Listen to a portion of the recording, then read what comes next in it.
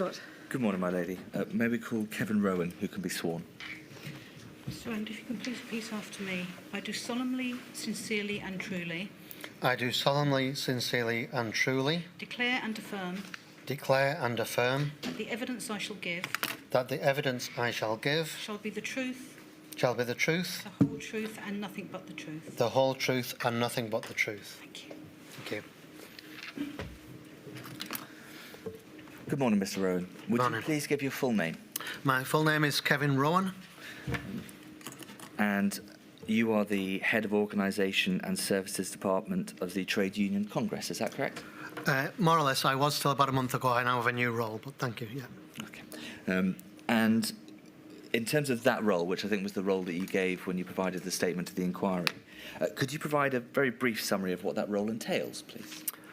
That role heads a large department in the TUC which covers a range of policy and campaign areas, including across all public services, health and safety, trade union renewal, and a few other things, but they're the main kind of core elements. And was it as part of that role that you were a non-executive director of the HSC from the 1st of June 2016 until the 31st of July 2021? Well, there's a relation between the engagement with the Health and Safety Executive, but non-executive board members are appointed in an individual capacity rather than on behalf of an organisation, but there's direct relationship. But it wasn't a de facto role? No. Mr. Rowan, just to contextualise the questions I'm going to be asking you today, so I hope you forgive me if I don't ask you any questions about the structure of the TUC. You set that out in detail in your statement, and also her ladyship's heard that evidence, I think, in the previous 4 modules. We've also had Miss Gorton's evidence last week about engagement forums and partnership arrangements. So I want to focus with you on health and safety protection. You heard Mr. Brunt's evidence from last Thursday. Is there any comment that you wish to make in relation to that evidence? I think the one particular issue that struck me with listening to Mr. Brunt's evidence was around his response to the purpose of RIDDOR reporting. He seemed to imply, and it's my impression of his evidence, that RIDDOR was principally a benefit for employers in their efforts to manage health and safety in the workplace. While I think clearly there's, all employers who end up in a situation where they have to exercise a RIDDOR report, there needs to be a learning from that, a review of their health and safety management practices. But there's a step before that employers, all employers need to undertake, and that's a risk assessment. And the risk assessment should inform the health and safety management regime of employers. RIDDOR is effectively a scenario where that health and safety management system has failed, where someone's been injured, made ill, or where there's a dangerous occurrence in the workplace that could have led to a serious injury. So I think the bit that I thought was I'd have liked to have heard from the Health and Safety Executive was that the RIDDOR reporting should trigger evidence to the Health and Safety Executive for them to act in an enforcement and regulatory action, because it's evidence of an employer failing to manage health and safety in the workplace. So RIDDOR is absolutely useful in terms of it's a test, if you like, of the employer's health and safety, the duty holder's health and safety management, but it should also be an alert for the regulatory authority. So it's more... Sorry to interrupt. Can I just challenge one of your statements, if I may, as a non-expert in this field, Mr. Rowan? You said that if someone becomes ill, that indicates that there's been a management system failure. That's not necessarily so, is it? Someone might become ill and it may not be the employer's fault at all. No, absolutely, my lady, that's right, but it's an indication that there could be something wrong with the management health and safety system. So they need to investigate. Exactly so. And so it's effectively, it's a 2-stage process, isn't it? RIDDOR making the report identifies to the employer that something's gone wrong because the employer feels that a report has to be made. And then there's a second stage which alerts the regulator, and then it's up to the regulator to have a much broader systemic view. Is that an encapsulation of that? That's how it should happen, yes. Before we deal with the RIDDOR system and getting into any great detail on that, you said that you were a non-executive director. What is the benefit of having independent directors, non-executive directors within a regulator such as the HSE? Well, I was an employee representative on the board of the Health and Safety Executive, and the value I think that I brought in that role was a direct connection with, in my case, the kind of trade union movement, and if you like, therefore, a direct connection with trade unions and a direct connection with workplaces and working people, and I could bring to the board, if you like, the insight of that network of health and safety representatives who voice concerns around health and safety issues at a workplace level, and bring that kind of, if you like, perspective to the strategic and operational decisions that the Health and Safety Executive takes. Similarly, there would be employer representatives on the HSE board and independent members, sometimes from academia, sometimes from other sectors. Because we've seen from the statement from the Health and Safety Executive in Northern Ireland, the statement about the Health and Safety Executive in Northern Ireland, that for a number of years there hadn't been any non-executive directors in place. Would you wish to make a comment on whether that reflects a failing that needs to be remedied? My view and TUC's view is that there's real value in that tripartite conversation happening at a strategic level in organisations like the Health and Safety Executive.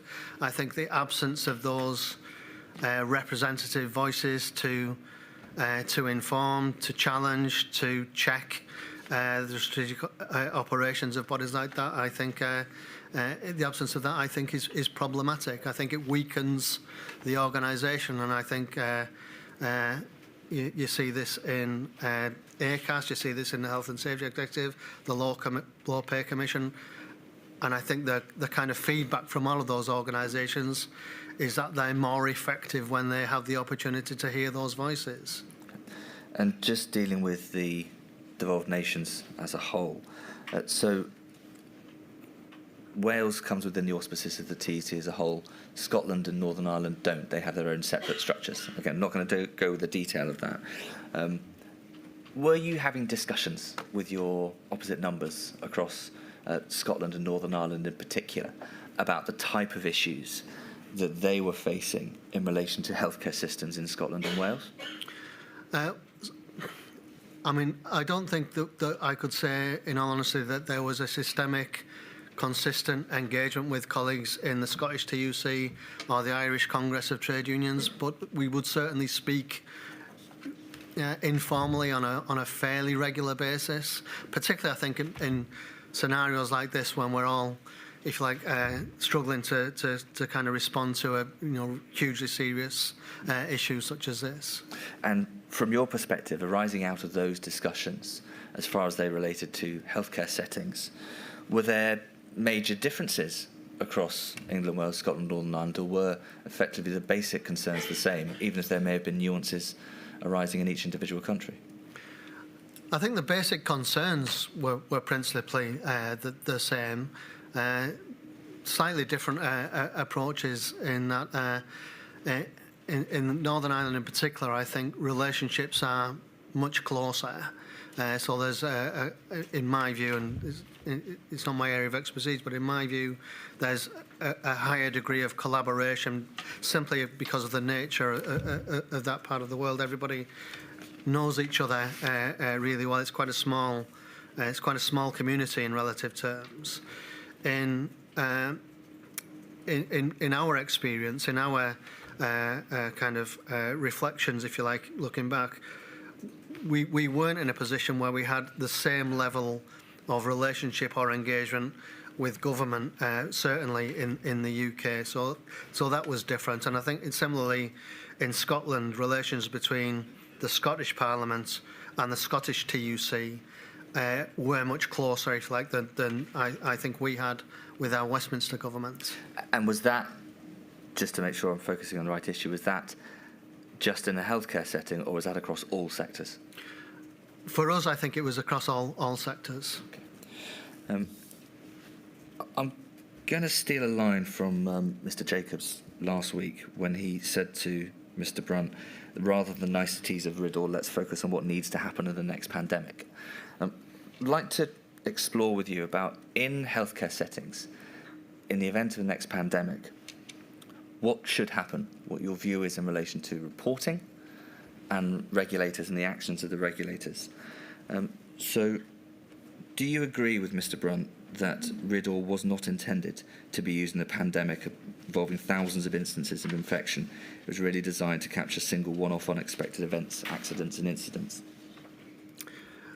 No, I don't agree. I mean, I think, and if I got a little bit of leeway to respond to this, I think there are three stages, I think, that have been exposed as flaws in our health and safety system. I think certainly the first point is identification of data which would alert both employers and regulators to the existence of significant risk. The way that the report RIDDOR was actioned, and the way that employers were advised around RIDDOR, so the argument that they needed medical certificates around Covid-19 meant that there wasn't the gathering of intelligent data about the presence of risk of Covid-19 exposure in workplaces. In my view, that is what RIDDOR should do, because what RIDDOR does is it gathers data about risk beyond the workplace level, because it's a report to the health and safety executive. So that's the first thing. I think that would have informed, or should have informed, that healthcare settings, with the emergence of the pandemic, then became a high-risk sector. So the intelligence will provide evidence of risk. Gathering that intelligence in a systemic way would identify sectoral risks. That would then inform the health and safety executive's enforcement strategy. And HSE's enforcement strategy is very effective, where it identifies a high-risk sector.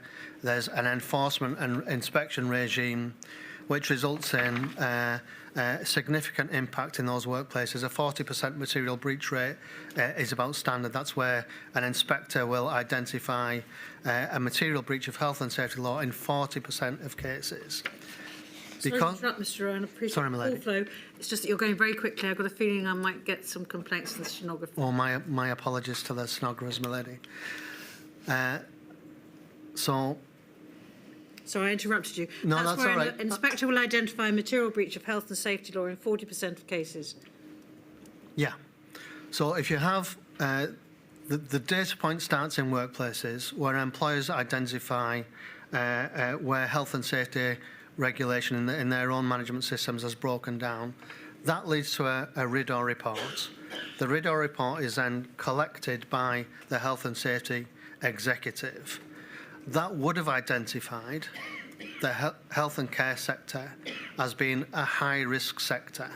That should have then informed a health and safety executive operational and strategic approach, which would have resulted in other high-risk sectors, inspectors identifying material breaches and issuing enforcement actions to correct those breaches. Can I just ask, Mr. Rowan, a very helpful explanation. In your view, did RIDDOR work in terms of reporting incidents within the healthcare system during the pandemic? I don't think RIDDOR worked anywhere near as well as we would like it to. Is that a structural issue? I think there are a number of factors. One is, I don't think most employers generally understand the duty that they have under RIDDOR. That's one factor. Second factor is, I think they were given advice that unless there was a medical certificate proving that that COVID was contracted, they didn't need to produce a RIDDOR report.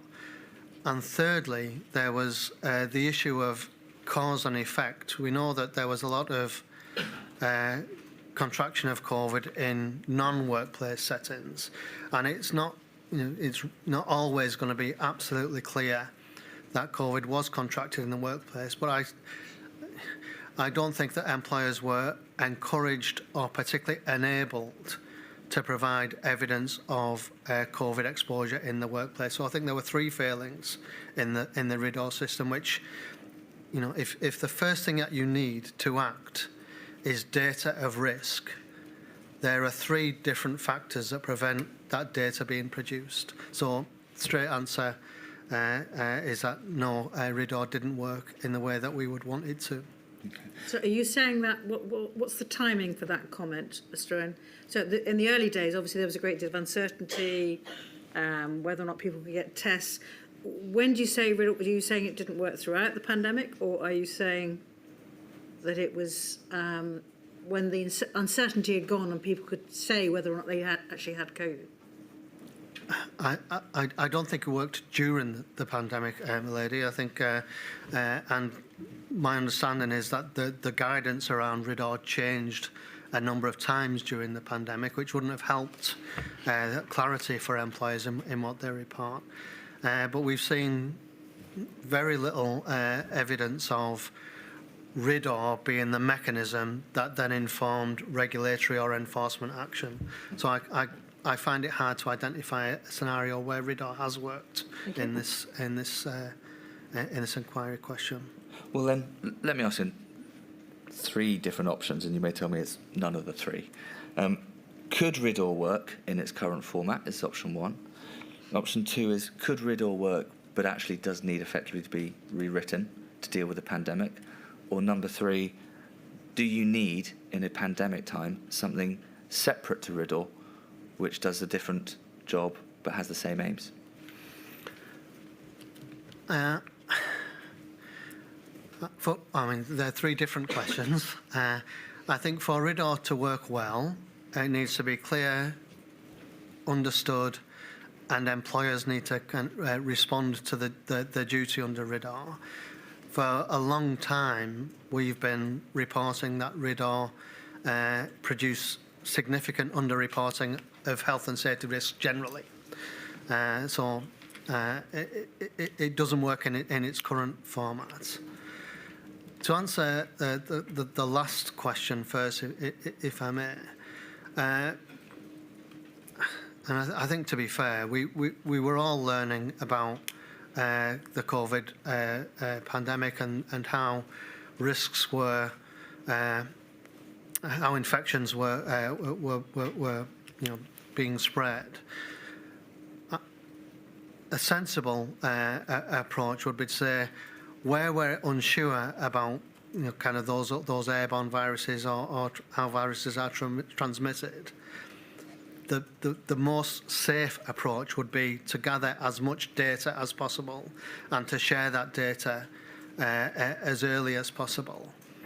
I don't think that was the case with RIDDOR. In fact, some of the guidelines, particularly around things like medical proof of COVID, actually dissuaded employers from gathering and reporting that evidence. So I think that there's certainly the indications would be you need a specific approach to managing those risks in a pandemic. I think there's a specific set of circumstances that would apply in that. So I guess yes is the answer to your third question. I think you need specific circumstances for specific hazards. Because this comes back to your point, doesn't it, in terms of the breadth of the view of the regulator, that it would have much wider knowledge if it's receiving RIDDOR reports from across the entire country, or England and Wales, rather than individual employers who are making individual reports, who may have an understanding within their own employment area, but a regulator should be able to identify more than that. That's absolutely right. If you don't have intelligence from, if you don't have data, that you can't have intelligence, and if you don't have intelligence, you can't act. And the systemic process by which you identify and gather that data and intelligence to then inform your actions was absent. Because I think it was, again, Mr. Jacobs was saying on Thursday that healthcare settings in a non-pandemic time tend to be considered low risk because they're well aware of infection risks and control. Don't they then switch to high risk when you're in a setting such as a pandemic where you have a novel infection that's spreading in a way that people aren't entirely certain about? It seems to me that, I mean, certainly it is the case that because of the regulatory nature of the healthcare sector, there are procedures, there are processes, people kind of tend to work within a very regulated system.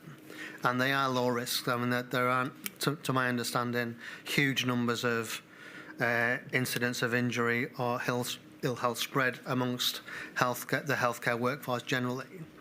In a pandemic, and I think this was especially evident when we were hearing about failings around protective equipment, any logical assessment would identify that relatively early as a potentially high-risk environment.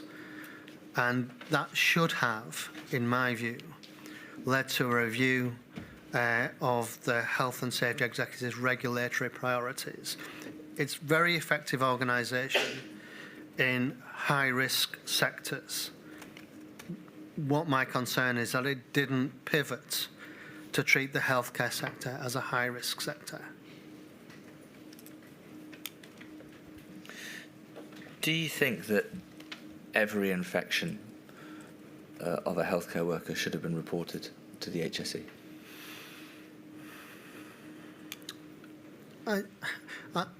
I think, given what we know about the exposure to risk, that it was a high-risk setting, that there were huge problems with personal protective equipment, and the potential risk to individuals, I don't think it's unreasonable that an employer in that setting should be required to record and report incidents of COVID, all incidents of COVID.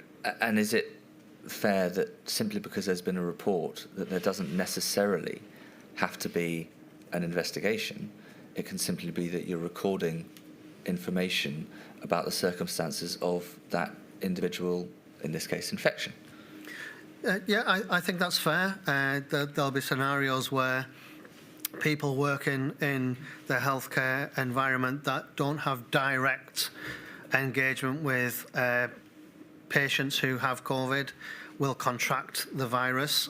People working, in kind of ancillary roles often will not come into direct contact with patients. But it's important that they're recorded, because we also know that people working in those, if you like, less direct roles were less likely to be in the front of the queue for personal protective equipment.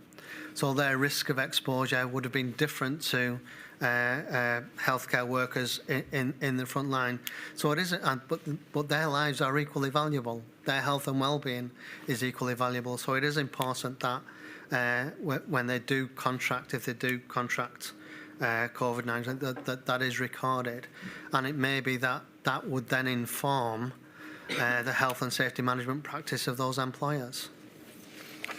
Because without those reportings, based on your experience within your role at TUC and as the non-executive director of HSE, are you actually able to track all the various different groups? And I mean that whether it's just protected characteristics or the equivalent Northern Ireland or otherwise in terms of their job role. Unless you know who's been infected in a healthcare setting, how do you actually know effectively what the impact is and where people are getting infections from? No, that's exactly right. I mean, the first step any employer should do, and all employers have a duty to do this, is to assess risk. They should, in situations where those risks change, so when we have a pandemic coming into our society and our economy, they should be reviewing those risk assessments. if they're monitoring then the health of their workforce, as they should, and you may have a group of cleaning staff who again may not have been able to access personal protective equipment in the way that frontline healthcare workers. If that group of workers, a high percentage of them contract COVID, then you would need to look at your health and safety management system to make sure that those workers are protected. So unless you have that data, you're not going to know that you need to change your health and safety management practice. And the same is true when you take that above the workplace onto a sectoral or wider level. If the health and safety executive don't have the intelligence that sectors or groups of in particular workers have a higher prevalence of exposure to the virus than others, then the health and safety executive has no evidence or intelligence to change its regulatory regime. Going to take the next part in 3 different sections. First is going to be reporting, then there's going to be recording by the regulator, and then there's going to be investigation by the regulator. So dealing first with the reporting point. In healthcare settings, should there be any limits on what is being reported, do you think, in terms of whether someone suffered an infection?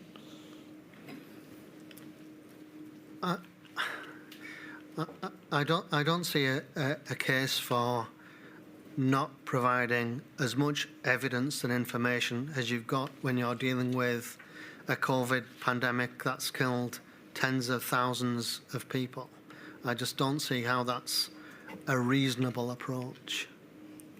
Would that then extend to what should be recorded by the regulator about the information that's provided to them?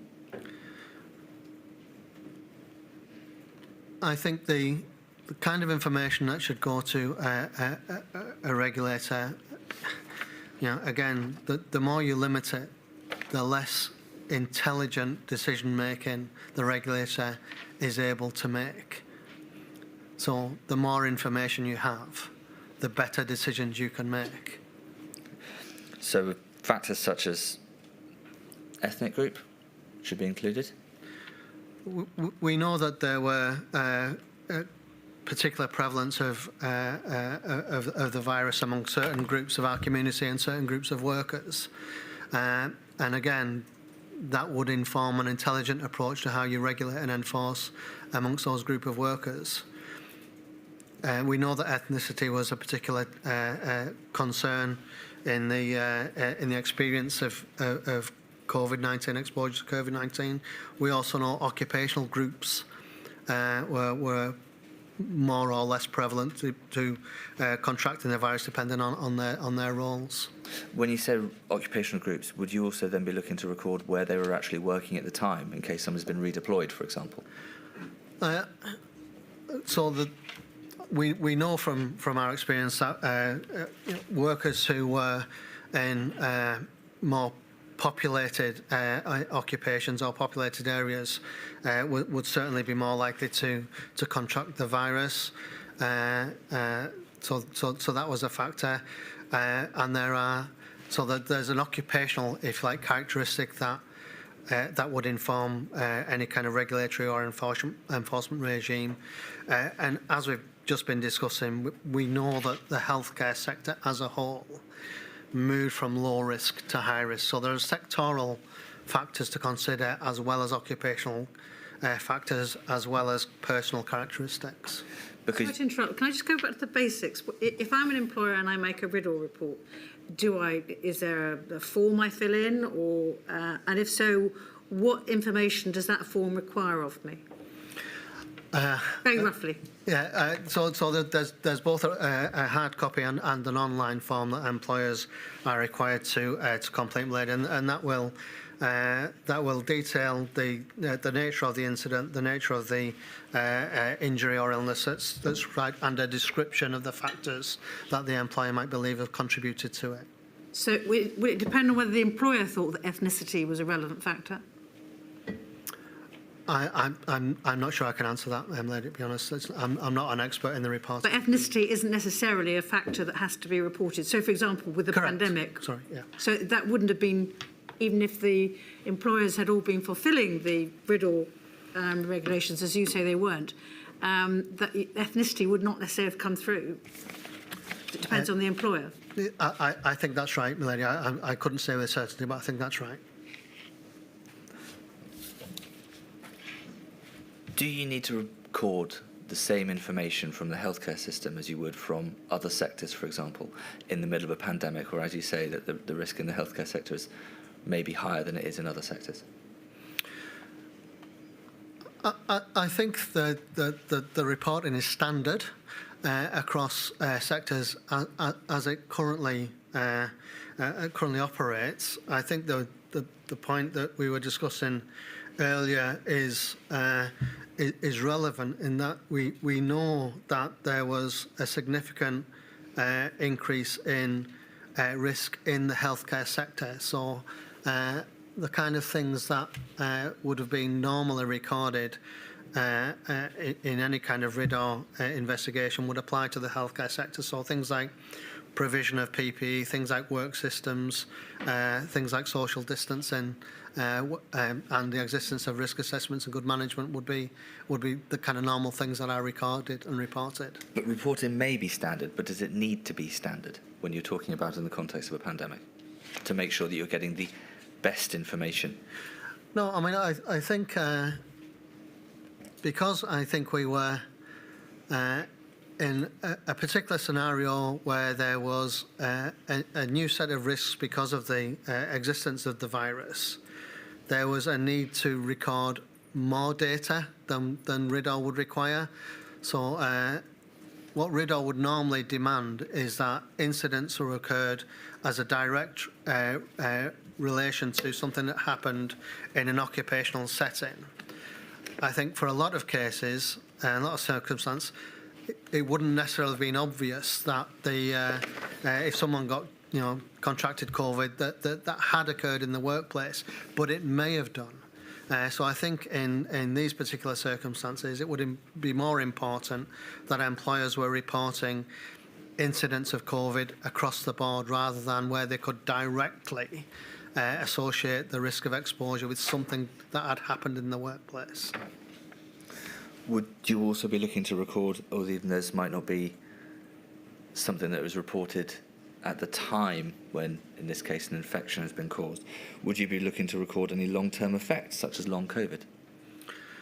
I think that's important. As you know, we were, and to some degree still are learning about the longer-term impact of COVID, and there's ongoing conversations around industrial injuries benefit and whether this is a prescribed illness in the workplace. So I think gathering the evidence to support that debate and that discussion is going to be really important, yeah. Do you think in the way that RIDDOR was applied to long COVID, do you think that there was sufficient reporting of instances as long COVID, or do you think it was underreported? I think there's significant underreporting in all aspects, including the impacts of long-term impacts of COVID.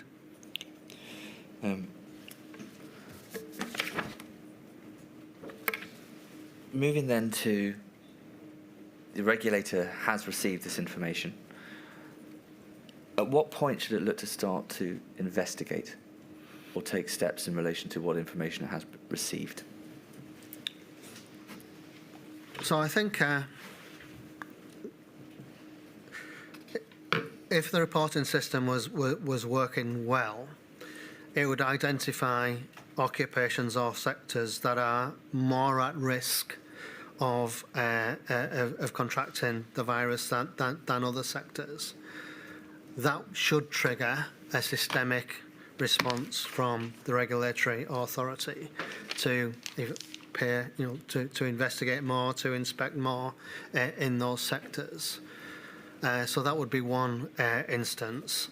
I think where there's clear evidence of occupational activity, and that could be inadequate supply of personal protective equipment. It could be evidence of employers not following the guidelines that were issued to try and protect workers.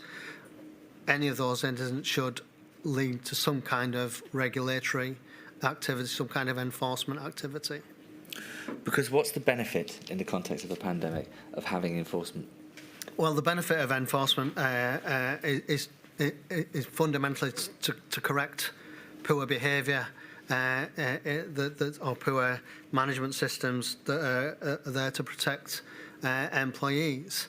As I said, the HSE is extremely effective, in my view, in informing employers about the right way to manage health and safety, and to act as a check against employers who aren't effective at managing health and safety, and removing those hazards and making sure that employers do manage health and safety well.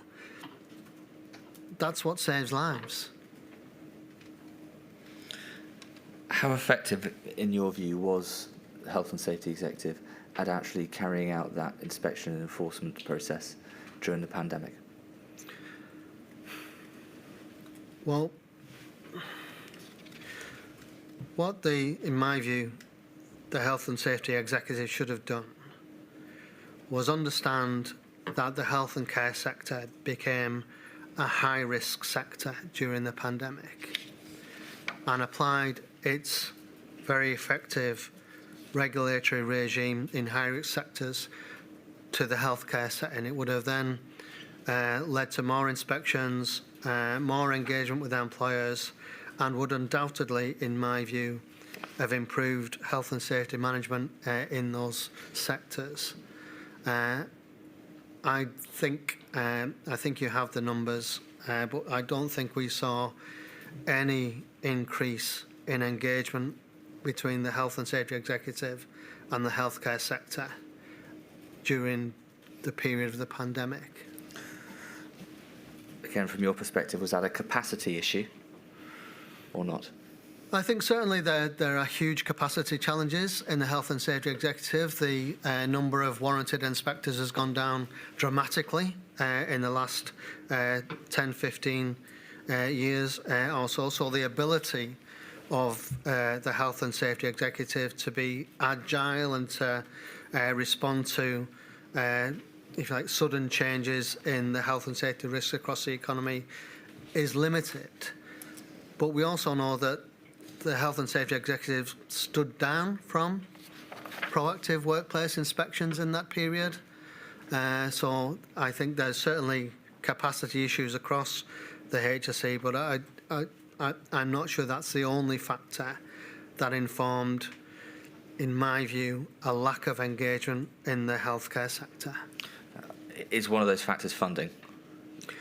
I think funding is absolutely a factor. I think the budget of the Health and Safety Executive has been halved in the last 15, 20 years, so it's huge impact. And you're aware of, in terms of what was said to Ms Gorton yesterday about the Chair's understanding of funding positions, are there any other factors that arise in relation to the Health and Safety Executive and its way that it was carrying out enforcement?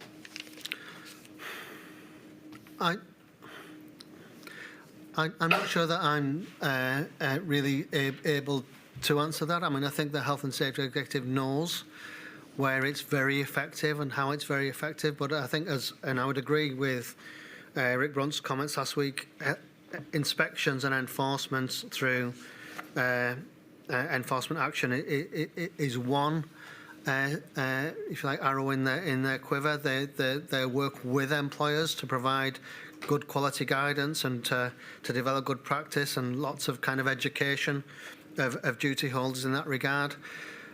But for me, the most effective way to correct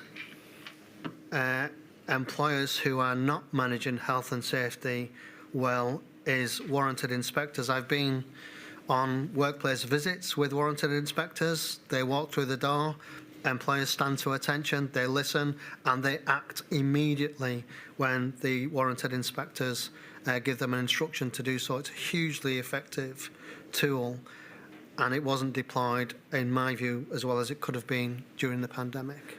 In terms of any future pandemic, does it follow that you believe that the HSE does have the tools and it's simply a matter of deployment rather than there are additional tools required?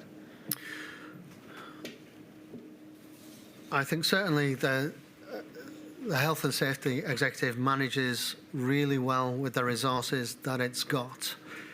But if it was to be required to respond in an agile way to a new and significant health risk, it would struggle to do that with the resources that it's got, in my view. Does it have sufficient technical skills, or is there a bit of a grey area between it and an English example, the CQC, about the areas that it has oversight of? No, I think it's probably the other way around. I think the Health and Safety Executive certainly has the technical skills and expertise to understand risks in the workplace, to understand what management controls are needed in the workplace, and to provide the advice and guidance to those employers to manage those risks. So in terms of any lessons learned from your perspective about the way that the Health and Safety Executive was able to approach its enforcement functions, are there any recommendations or lessons that you think should be learned that haven't yet been learned? Across the whole, because I think you have to look at this at all three stages. I think certainly the ability to gather sufficient valuable data about how COVID was impacting on workplaces and causing infection and ill health was systemic, a huge systemic flaw in my view. We didn't find the right way to gather data about where people were being made ill in the workplace. Secondly, that didn't then lead to an intelligent gathering of that data to inform decision making that then thirdly would have encouraged and enabled the regulatory and enforcement regime to pivot and operate differently to try and make sure that as few people were injured as possible. My lady, given the breadth of the answers and the look forward in terms of the health and safety perspective, I have no further questions. Oh, thank you very much, Mr. Scott. I think there is one question. Is it Mr. Puar? There you are.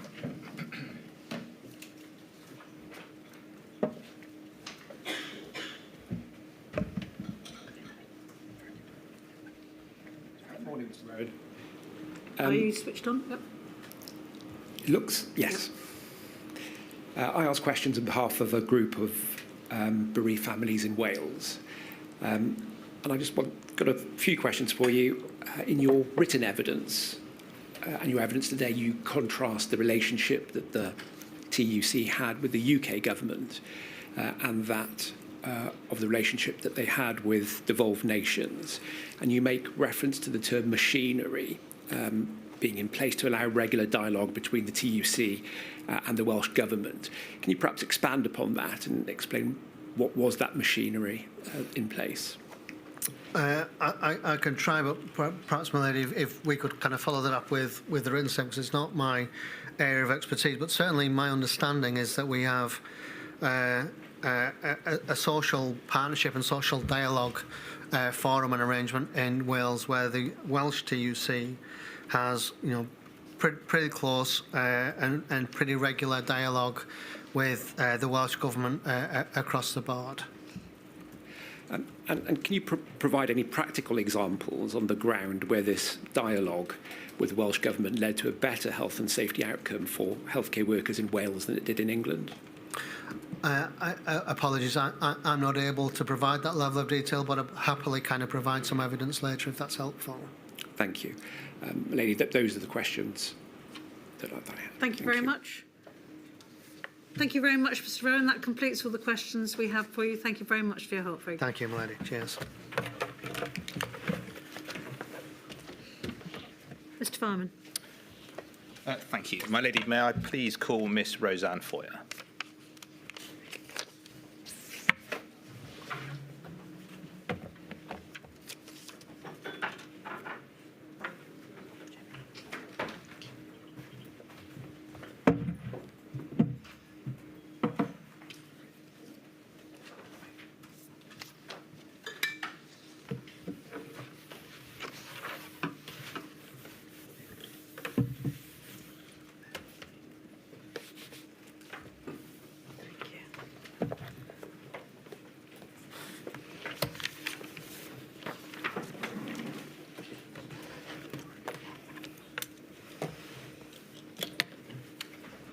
She will affirm. Could I ask you to repeat after me? I do solemnly, sincerely and truly I do solemnly, sincerely and truly declare and affirm that the evidence I shall give the evidence I shall give shall be the truth, the whole truth and nothing but the truth. shall be the truth, the whole truth and nothing but the truth. Thank you. Ms Foyer, could you please give your full name? Yes, my name is Roseanne Foyer. Thank you. You have given evidence before to this inquiry, but you've given a witness statement to Module 3. That's INQ 304111604. Can I just check you've got that accessible to you? Yes, I do. Thank you. You are the General Secretary of the Scottish Trade Union Congress, correct? That's correct. And we just heard from Mr Rowan of the Trade Union Congress, and I think it's clear, isn't it, that the Scottish Trade Union Congress operates in a very similar way to the Trade Union Congress? Yes, we do. Albeit, of course, its remit's in Scotland. Yes, we cover over 500,000 members based in Scotland and have a similar range of affiliates who separately affiliate to the Scottish TUC. Thank you. And with respect to the work that the STUC does, you've explained in your witness statement that it coordinates, of course, work that's done with health and social care unions, among other unions, in terms of their engagement with the Scottish Government and ministers and cabinet secretaries. Would you consider that, generally speaking, you have a good level of access to and liaison with the Scottish Government? Yes, we have had a long-standing, close engagement with the Scottish Government. I would say that we have a high level of engagement. It's constructive and it's robust. And did that remain the case during the pandemic? I would say it became even more, the engagement was more intense during the pandemic and more regular because of the nature of what we were dealing with. And you've set out in your witness statement that you agreed something called the Coronavirus Fair Work Statement with the Scottish Government. If we could just get that on screen, it's INQ 30107-242. And if we could go to page 2, please. What we're looking at there are some principles that you have agreed with the Scottish Government in terms of how to approach the workplace and protecting workers during the pandemic. Is that right? That's correct, yes. And we can see obviously some of those, particularly those towards the bottom of the page, are particularly pertinent to healthcare workers, protecting the health and safety of all workers, particularly those on the front line. And of course, ensuring that workers are provided with clear and comprehensive information on work-related risks on an ongoing basis. How effective do you consider agreeing this sort of statement was in terms of establishing, I suppose, a sort of contract between the Scottish Government and workers?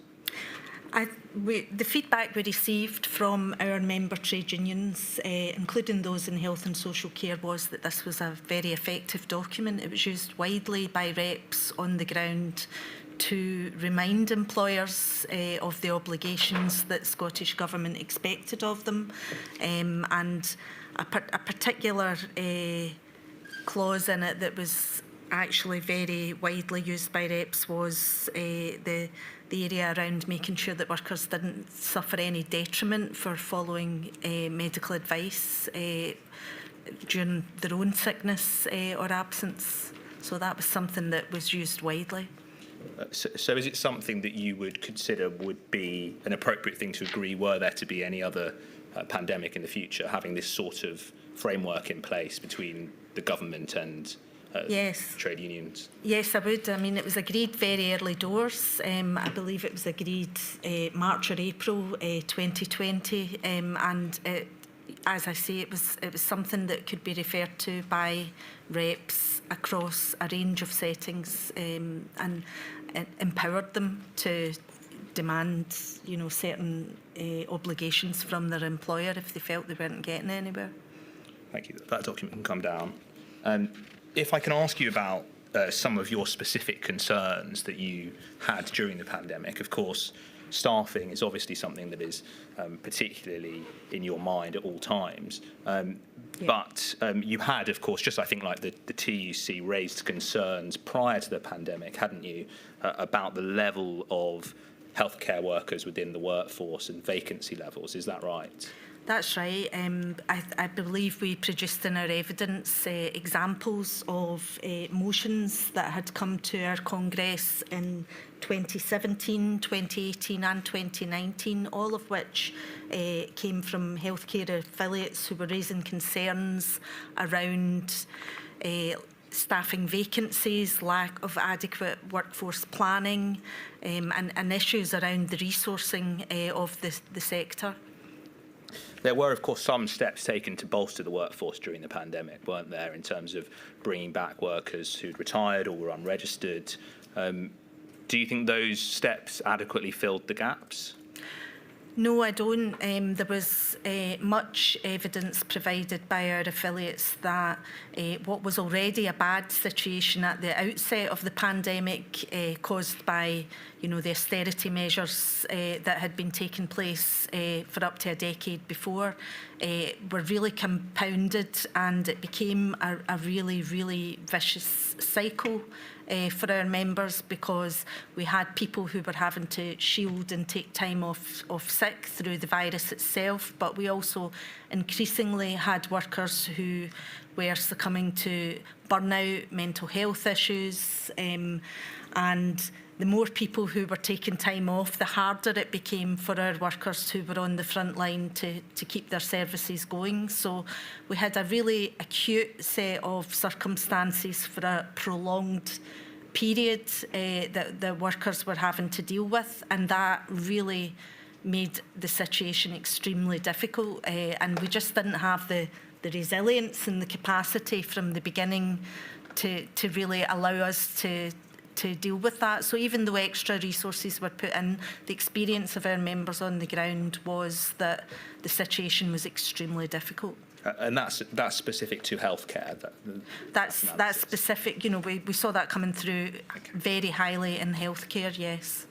And you touched on some of the other factors that you've mentioned, including, I think, what you phrased as burnout. Yes. And so, would it be the case that you consider there's an inextricable link between levels of staffing and burnout, or the impact on the mental health and well-being of those workers?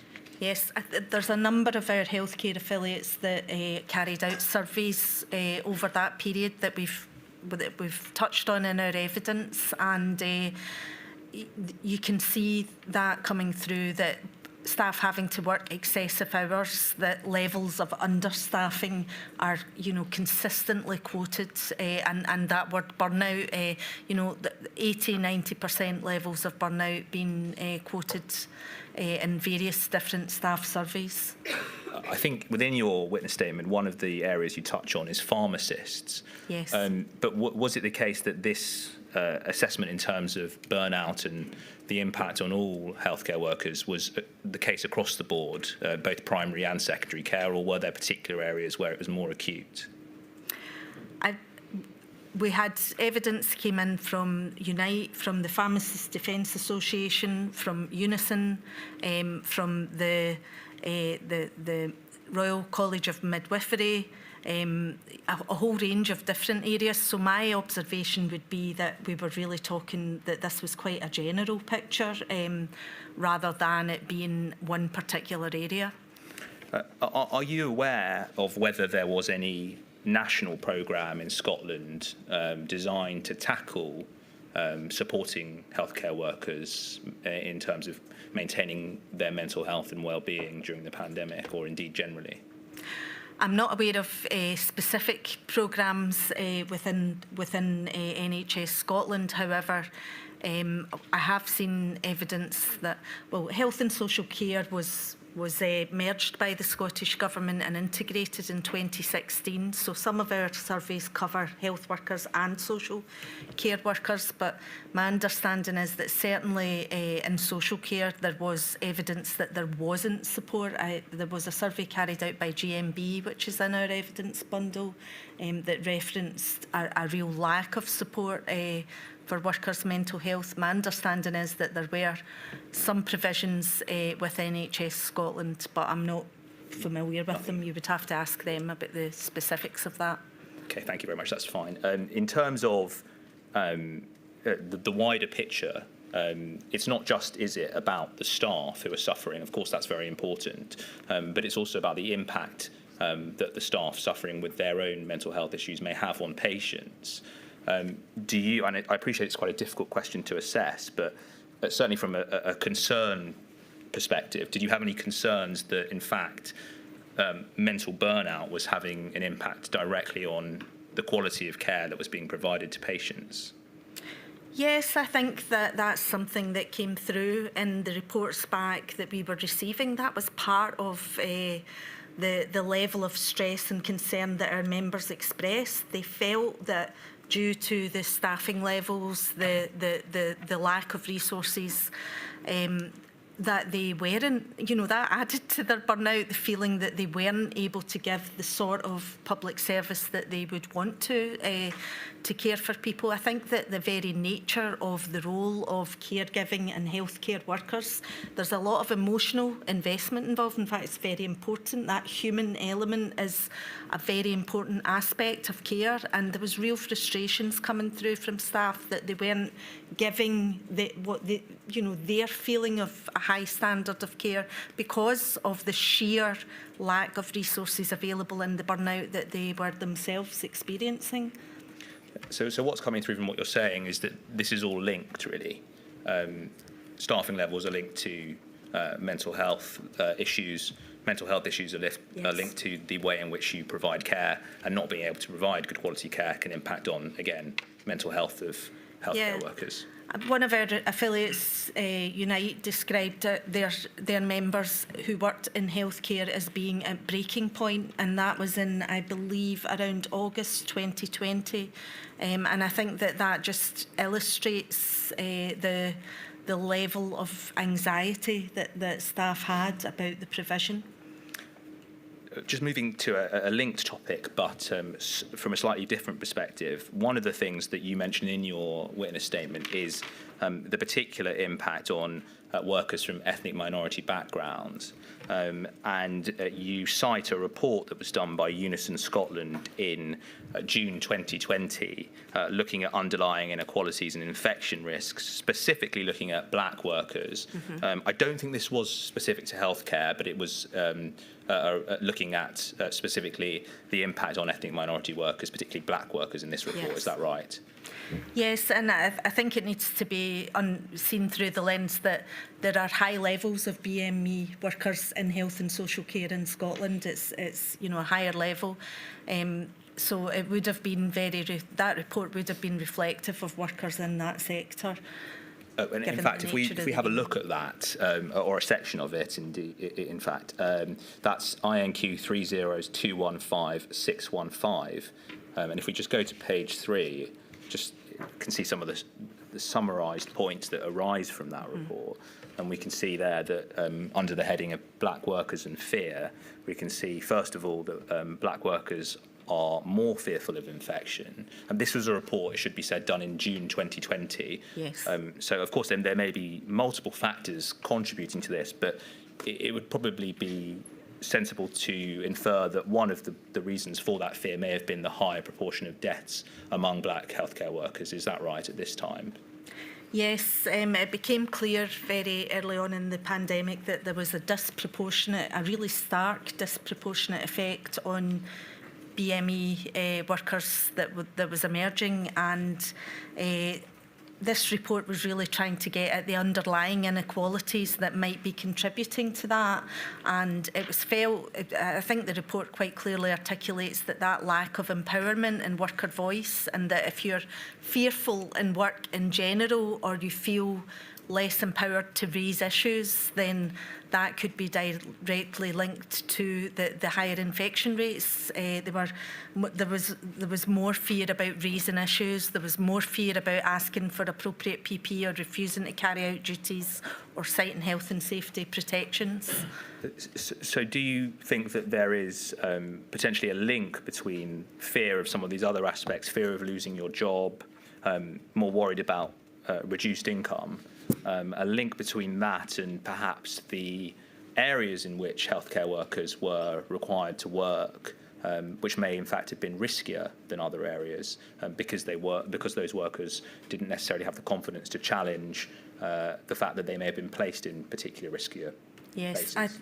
I think that this is an area we need to look at because it's not only black and ethnic minority workers, but I think that there are definitely socio-economic factors at play when we look at, and this is something that I covered actually in my evidence to the Scottish inquiry on health and social care, so it will be available to yourselves. But you know, that dynamic of workers who are in lower grades, on poorer paying conditions, workers who are perhaps in more precarious work in areas of the care sector, who didn't feel empowered to demand the appropriate PPE, who might not have had as much sight of the appropriate guidance or had it explained to them or had training to carry out appropriate risk assessments if they were, you know, visiting people in home settings, etc.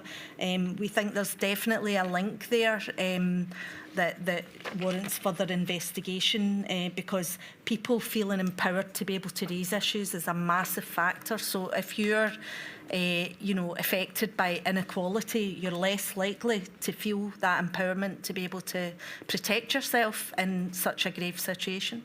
That document can come down. But I suppose following on from what you're saying, do you think that there was a link between the quality and level of risk assessments that were being done and the fear that workers were experiencing, and then again another link to the types of workers who were experiencing that fear? Yes, definitely. We found that many workers who were being expected to self-risk assess hadn't been given adequate training to do so when visiting people in home care settings, and that would have affected a range of health and social care workers.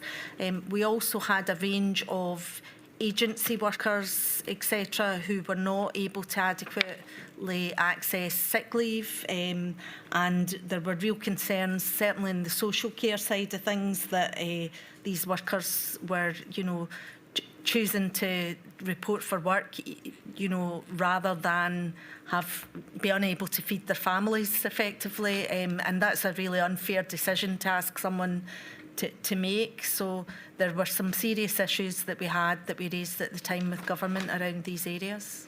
And I suppose just tying that again back to what we were looking at before, do you think there's a higher proportion of, and in fact I think you may have just touched on it, a higher proportion of ethnic minority workers in more precarious roles, yes. And therefore that's perhaps an explanation for why they were more fearful? Yes, I think if you look at across healthcare and social care settings, we have high numbers of workers from BME communities working in these areas and working in the lower paid jobs in these areas. And did the STUC take any action to raise these concerns during the pandemic about the lack of risk assessments or appropriate risk assessments for ethnic minority workers? Yes, we did. We had a number of meetings with the Scottish Government through our COVID group, where the issue of the lack of statistics in relation to BME workers was raised with government, and the need to do more work on this area. And we had general concerns as well around the underreporting and lack of adequate health and safety reporting in healthcare settings and other areas. And this is something you also touch on in your witness statement, and of course we've just heard from Mr. Rowan, and he touched on the role of the Health and Safety Executive in some detail. One of the points you make in your statement is you say that you weren't informed of the fact that the HSE was pausing inspections of healthcare settings during the initial period of the pandemic. Why would you have expected to have been informed of that? Well, I think if we had been informed of it, we would have been extremely concerned because we would have, and you know, for us, the healthcare setting at that point was an extremely high-risk area for our members to be working in, and we would have expected enhanced reporting and resources going into looking at some of the issues happening in those areas, not a withdrawal of resource, which was the reality. I can understand what you're saying about reporting, but can you clarify what you mean about inspections? Because presumably because of the infection prevention and control measures, it was not surprising that there may have been steps taken to reduce more people going into a healthcare setting at the time. Do you think that, notwithstanding the infection prevention and control measures that needed to be complied with, inspections were so important that, in fact, it was necessary to continue those even during peaks of the pandemic? Yes, that's exactly what I'm getting at there. I think we would have had the view at the time that the opposite needed to be happening. We needed to understand as we were moving forward and learn lessons as we were moving forward in what was a very difficult situation. But nonetheless, that lesson learning was a very important aspect of work that was missed. And without repeating evidence, you've also spoken about RIDOR and the requirements under those regulations. I suppose if I could just give you the opportunity to comment on anything further that was said by Mr. Rowan in relation to that, whether you have anything that you'd like to add or anything you'd like to endorse or anything from a different perspective. Yeah, I mean, I would very much endorse Mr. Rowan's comments from the earlier evidence. It's our view that there was an under-reporting that was problematic. We actually had a situation where in 2021 we had a dispute with the Scottish Government at a later stage, sort of re-lockdown, where they did not put manufacturing, non-essential manufacturing and non-essential construction back into lockdown, even though we had a really prevalent strain of the virus re-emerging. And we took issue with Scottish Government's policy on this, and they used Health and Safety Executive statistics to push back on us and say to us, well, you know, we don't think there is an issue with work-based infection in these areas because the statistics are not showing it, and we believe that had there been less under-reporting, that you know that wouldn't have been the picture that emerged. So they were pointing to figures that, you know, to back up their arguments that perhaps were skewed because of the under-reporting, and we actually took the TUC report to Scottish Government on under-reporting of RIDOR when we continued the discussion about these particular sectors, because we felt that there was not enough resources going in across a range of sectors. So I know that's not directly linked to health and social care, but I think it's a good example of, you know, our concerns more generally around the lack of proper reporting. I'm just conscious that you mentioned the discussions you had with the Scottish Government. Is the issue of RIDOR reporting a devolved matter or a reserved matter? Do you know?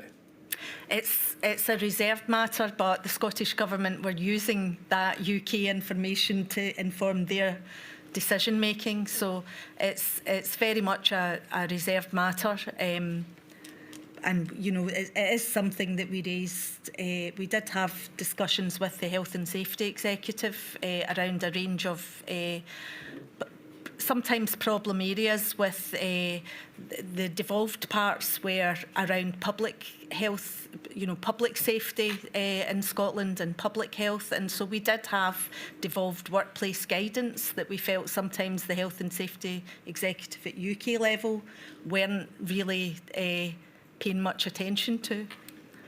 And following on from your earlier comments about having a good level of access and liaison to the Scottish Government, of course, it's a counterfactual scenario, but if this was in fact a devolved issue, is it something that you think you would have had a better opportunity to challenge the Scottish Government on?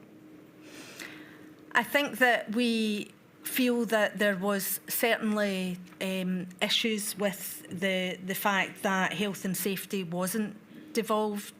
We had a situation where there was public safety guidance getting issued and perhaps not getting adequately enforced or taken account of by the Health and Safety Executive, and that was something we felt was problematic.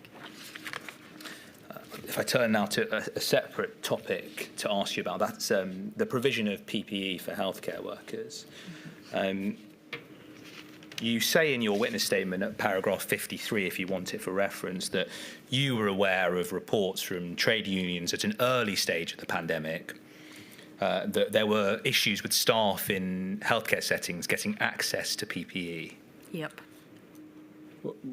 Do you recall, or are you able to summarise what you think the main issues were in terms of access? Was it one of supply, or was it simply a case of there just not being access within hospitals to the PPE, or in fact just inadequate PPE in terms of the way in which it fit? I mean, there was a whole range of issues at the very beginning. There were some really acute supply issues at the beginning. It became then a more complex range of issues. So we definitely had issues with Scottish Ambulance Service at the very beginning, where there was a really acute lack of appropriate PPE. We had people across healthcare settings being asked to reuse, wash and wipe down PPE, buy their own PPE. There was inconsistent supplies. There was sometimes PPE in the building, but it was locked away. There were a range of debates about the type of PPE being fit for purpose. So there was a huge debate around the FFP3 masks being rationed to only certain job roles and procedures, when it was actually felt that aerosol-generated procedures were happening much more widely than the provision of the PPE was being given out for. And there were also issues with ill-fitting PPE and symptoms that healthcare workers were suffering from as a result of that ill-fitting PPE. Thank you. That's a very comprehensive summary. But if I focus on the first point that you made, that was supply. Yep. If we could please look at Jean Freeman's statement. Of course, she was the Cabinet Secretary for Health and Sport for a considerable period of this module's relevant period. And her statement, and the paragraph I want to take you to, is 24. It's INQ 304934884. If we start with paragraph 24, I just read the beginning of it to you. It says, a unique feature of the distinctive health infrastructure in Scotland, and one which made a significant contribution to the pandemic response, is the existence of National Services Scotland, NHS, NSS. Mm-hmm. Amongst other functions, NHS, NSS acts as a procurement arm for the whole of the NHS in Scotland. If we leave that there and then go on to paragraph 191 of her witness statement, which is at page, I think, 44. She expands on the benefits of NHS, NSS, and she says, 191, as noted, in terms of PPE, we had the advantage of a single procurement arm for the whole of NHS Scotland, namely NHS, NSS, which has a long-standing relationship with providers and manufacturers of PPE. That being the case at the very outset of the pandemic, and despite very high global demand and associated pricing, we were able to increase the volume of PPE on order. So just pausing there and having taken that in, I suppose my question to you is, did you consider, or did you feel that the supposed benefits of NHS, NSS, as they're explained within Jean Freeman's statement, were translated into a good level of access of PPE for healthcare workers on the ground? So I guess at the outset, what I would say is that we didn't have anything to compare what we were getting to, perhaps what was happening across the rest of the UK. So it's hard to know whether it made a positive difference or not from our perspective. But what I can say to you is that we consistently had a range of issues raised with us, which we raised with government, and I know that these issues were also being raised directly with NHS Scotland and with, across the social care sector as well, where there were definite failures to provide appropriate fit for purpose PPE to the right people on the ground. And I think that's the real value that we brought to the table, because you can have all these procedures in place and all the procurement and all the systems, and from Jean Freeman's point of view it might have all looked tickety-boo, but what we were able to inform the Minister of and Government of was that that was not the reality for workers on the ground in far too many cases, and particularly at the start things did get better, but there were still ongoing and consistent issues that took place throughout the pandemic for our workers on the ground. And you say you informed the Minister, so you informed Ms Freeman at the time of these issues? Yes, there were early meetings that took place with the Minister, particularly around now.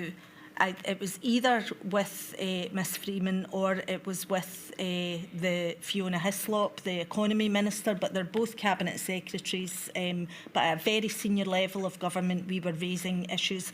There was actually a point at which the Scottish Ambulance Service was about to walk out very early on health and safety grounds, and we had very high level emergency meetings to get issues dealt with because they just didn't have the access to the PPE they required. My lady, I'm conscious of the time. Yes, certainly. I hope you were warned that we take regular breaks for the benefit of those trying to transcribe the proceedings. So I shall return at midday. Thank you.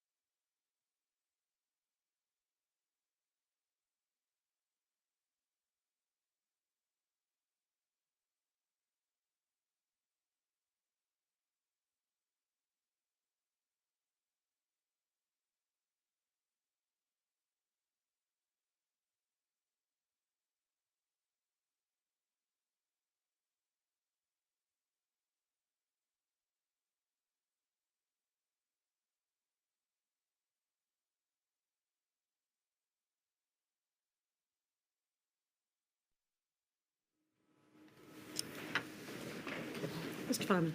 Thank you. Ms Foyer, before we broke, we were just discussing Jean Freeman's evidence, and you were explaining how the levels of supply of PPE may not always have translated into access to PPE for healthcare workers on the ground. If Freeman says in her evidence, and this is INQ 30493-484, paragraph 200. She describes at paragraph 200 something called the PPE helpline, and she says that the Scottish Government set up and managed a dedicated PPE helpline mailbox for HSE staff to contact if they did not have access to the PPE that they needed, or if they had other concerns regarding PPE, and that was set up in April 2020. Was this helpline something that you were particularly aware of, and equally something that you felt that healthcare workers were properly aware of in case they needed to contact the helpline? So I am aware that there was such a helpline, but I think you'd probably have to ask the health unions in Scotland for more specific examples of how widely used or helpful they felt the helpline was. It was certainly something that was publicised and that we were aware of and promoted, but it was really more done at the level. There were direct discussions between healthcare unions in Scotland and NHS Scotland through STAC and industry leadership groups that took place that the STUC wasn't party to, and I think there's probably better people than myself to comment more deeply on that. Okay, thank you very much. That can come down in that case. Turning then to a topic which I think you touched on briefly before, in relation to aerosol generating procedures, and you said that there were concerns about that and the distinction drawn between aerosol generating procedures and other procedures. Particularly, I think you're drawing the distinction between areas in which respirators were recommended and areas in which they weren't. You mentioned a particular concern about a specific procedure, chest compressions, not being designated as an aerosol generating procedure. Just to clarify, is your concern that it should have been, in terms of what you were hearing from healthcare workers, they wanted it to be deemed an aerosol generating procedure and it wasn't? Or were there concerns that it was in fact something that shouldn't have been and there was time being taken up putting on unnecessary PPE? No, the concern was very much that they wanted it to be classified as an AGC and an aerosol APG, yeah, and it wasn't, and that was something that according to the feedback we received, caused a lot of resentment and a feeling of unfair practice among the workforce. So it had a bad effect on morale. There were also other areas that the Chartered Society for Physiotherapists raised that they felt key practices they carried out were also aerosol generating procedures but weren't recognised within the guidance as such. You mentioned you felt this caused resentment. Are you able to explain a bit more about what you felt the effect of not designating these procedures as aerosol generating procedures had on healthcare workers and indeed their trust in national guidance? Yeah, well, it was very detrimental because we're talking about workers who were already scared, stressed, felt they were putting themselves and their families at risk in going to work every day, and if they felt that they were being denied access to appropriate PPE, that would only intensify that stress. Okay, and you also describe in your statement I think it's from the RCM saying the Royal College of Midwives, saying that they reported that FFP3 masks had been, or they felt were being rationed. Mm-hmm. Do you see any link between the designation of aerosol generating procedures and that concern that FFP3 masks were being rationed? Yes, I do, and ultimately I think our preference would have been for access to PPE to be worker-led. We're talking about well-trained, experienced clinicians who should have been allowed to determine in what circumstances they would require the PPE, and you know, there's a difficulty there when you know, if a midwife or a physiotherapist or you know, a nurse identifies that they need that when it's been denied to them through guidance. You know, that we felt shouldn't have been happening. The workers should have had more agency in those situations. So just to pick up on that, is it your view that there should have been more discretion for healthcare workers to make decisions about what the appropriate PPE was for them to wear, rather than it being mandated by national guidance? Yes, I mean, there's a place for national guidance, and we probably would have wanted to see an improvement to it, but ultimately I think we would have wanted to see workers' voices being given a primary consideration in that, and if it was felt to be required, then it should have been provided. You also mentioned concerns about ill-fitting masks, and is that also with respect to respirator masks, FFP3 masks in particular? Yes, there were issues raised with our affiliates about resultant skin conditions and issues for workers wearing ill-fitting FFP3 masks, but also there was a gender issue in relation to the default seemed to be that it was fitted for a male face, and that for many women working in healthcare settings, this was a problem that was identified. So it is something that I'm aware that healthcare unions were raising consistently. This issue about the potentially gendered aspect to it, and indeed, I think you even describe in your witness statement that there was also an issue in terms of ethnic minority healthcare workers as well. A white male face was the default setting, I think, wasn't it? Yes, indeed. Is this something which you were aware of, or indeed the STUC was aware of prior to the pandemic, or was this something which, in fact, came to light as the need to use these respirators was increased? So again, I think that's probably a question for our healthcare unions. It certainly wasn't something that I was aware of the STUC being aware of prior to the pandemic, but I think it's something that during the meetings it became clear to me that this had been a long-term issue that healthcare unions had been raising. I certainly remember a meeting where we had officials from healthcare unions, and that was a topic of the meeting, and that was the inference I took from the discussion at the meeting, that this was not the first time it had been raised, and that it was a long-standing issue that had been raised in the past.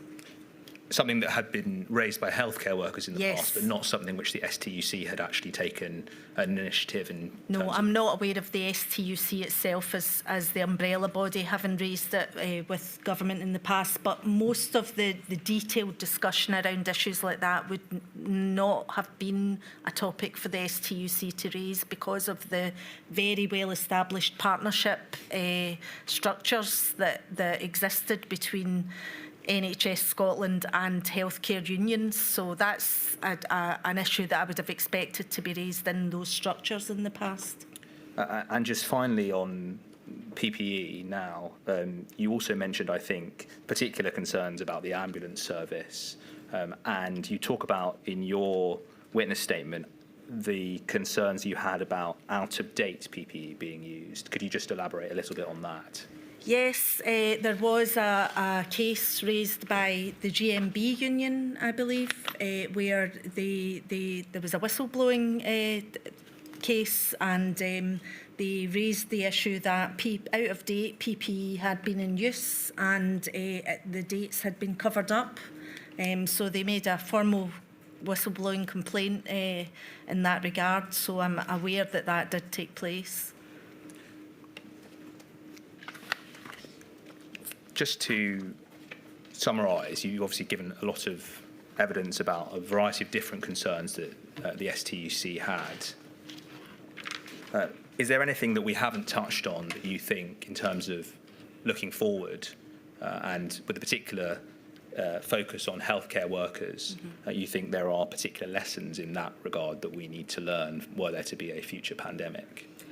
Yes, I mean, I think that overall, when we're looking at this, there was definitely serious failures by government and healthcare employers to be properly prepared and give the adequate resources and support to workers on the front line during the pandemic. That ranged from, you know, the inadequate staffing levels that we talked about and the effects that were compounded on staff as the pandemic progressed, the lack of PPE, which we've covered quite comprehensively, the lack of mental health support for workers as the effects deepened, and the real trauma and burnout that was being experienced, the lack of appropriate resources for proper safety inspections and learning to take place as the pandemic progressed. And I think that we need to remember that government and employers have a duty of care to protect the workers that work in our healthcare settings in a pandemic or a serious high-risk situation like that.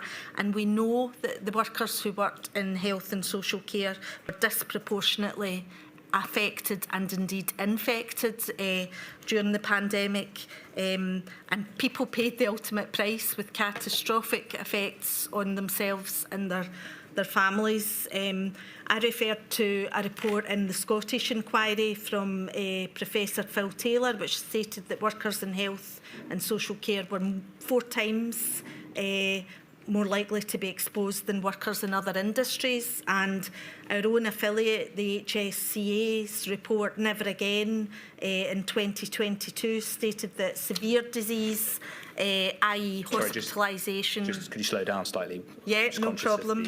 Of the stenographer. Yeah, no problem. So the HCSA's report stated that severe diseases, and what we're talking about here is hospitalisation or death from COVID, was 7 times more prevalent in healthcare workers. So I think that given all of that, we really need to ensure going forward that these failings are addressed.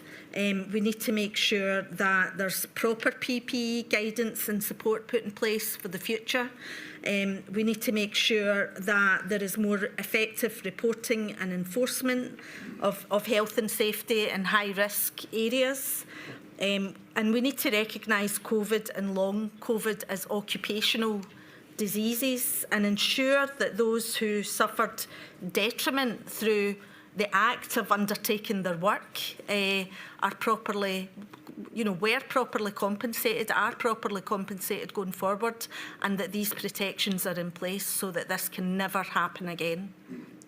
Thank you very much, and thank you very much for that comprehensive summary. Those are my questions. I think there are some... Thank you, Mr. Fireman. I think it's Ms Mitchell-Casey. I think you may remember Ms Mitchell. Yes, indeed, I'm obliged, my lady. I think we've asked Ms Foy a few questions before. Ms Foy, I act on behalf of Amar Anwar and Company for the Scottish COVID Bereaved. You spoke in your evidence about well-trained staff who were able to complain in relation to PPE and such like. I'd like to ask you about the staff who weren't so well-trained and indeed weren't trained for the purposes or the jobs that they were being asked to do. I don't need to have it up on screen, but at paragraph 29 of your statement, you raised this issue and you explained that there were nurses who were asked to work in intensive care units to deal with critically ill and dying patients when they'd not been trained or properly trained to do so. My question is, did your body complain about this direct to NHS management or the Scottish Government? And if so, what response did you receive? Thank you. I believe that was our affiliate, the GMB, that submitted that report back to us. And my understanding is that this is something that they had been actively raising during the pandemic. I think if you want, more detail on exactly how that was done, you would need to question them. But my understanding is that that was an issue that was raised, and it had really deep effects on those workers. They have members who suffered PTSD as a result of some of the experiences, but it was common practice during the pandemic that wards, certain wards were closed, people were redeployed because of the acute difficulties with staff going off sick and staffing shortages. There were lots of areas where staff were redeployed to areas that they weren't well trained on, and it's certainly not an isolated occurrence. Thank you. Milady, I have no more questions. Thank you very much, Ms Petrel. Thank you very much for your help. Thank you, Milady. Again, Ms Foy, I'm very grateful to you. Thank you.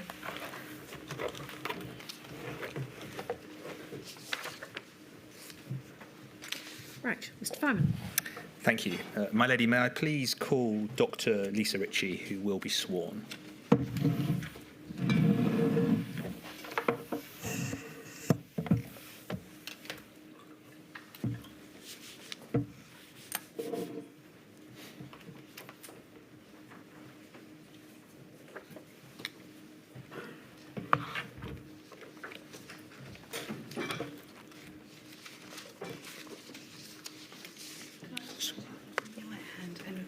After me. I swear by Almighty God I swear by Almighty God that the evidence I shall give that the evidence I shall give shall be the truth, the whole truth, and nothing but the truth. shall be the truth, the whole truth, and nothing but the truth. Thank you. Thank you. I hope we haven't kept you waiting too long, Dr Ritchie. Dr. Ritchie, could you please give your full name? Lisa Ritchie. Thank you. Dr. Ritchie, you've given a witness statement to Module 3 dated the 23rd of July 2024. That's INQ 30421939. Can I just check you have that accessible should you need it? I do. Dr. Ritchie, you are the National Deputy Director of Infection Prevention and Control at NHS England, is that correct? That's correct. And is that a role that was formally referred to as Head of Infection Prevention and Control at NHS England? That's correct.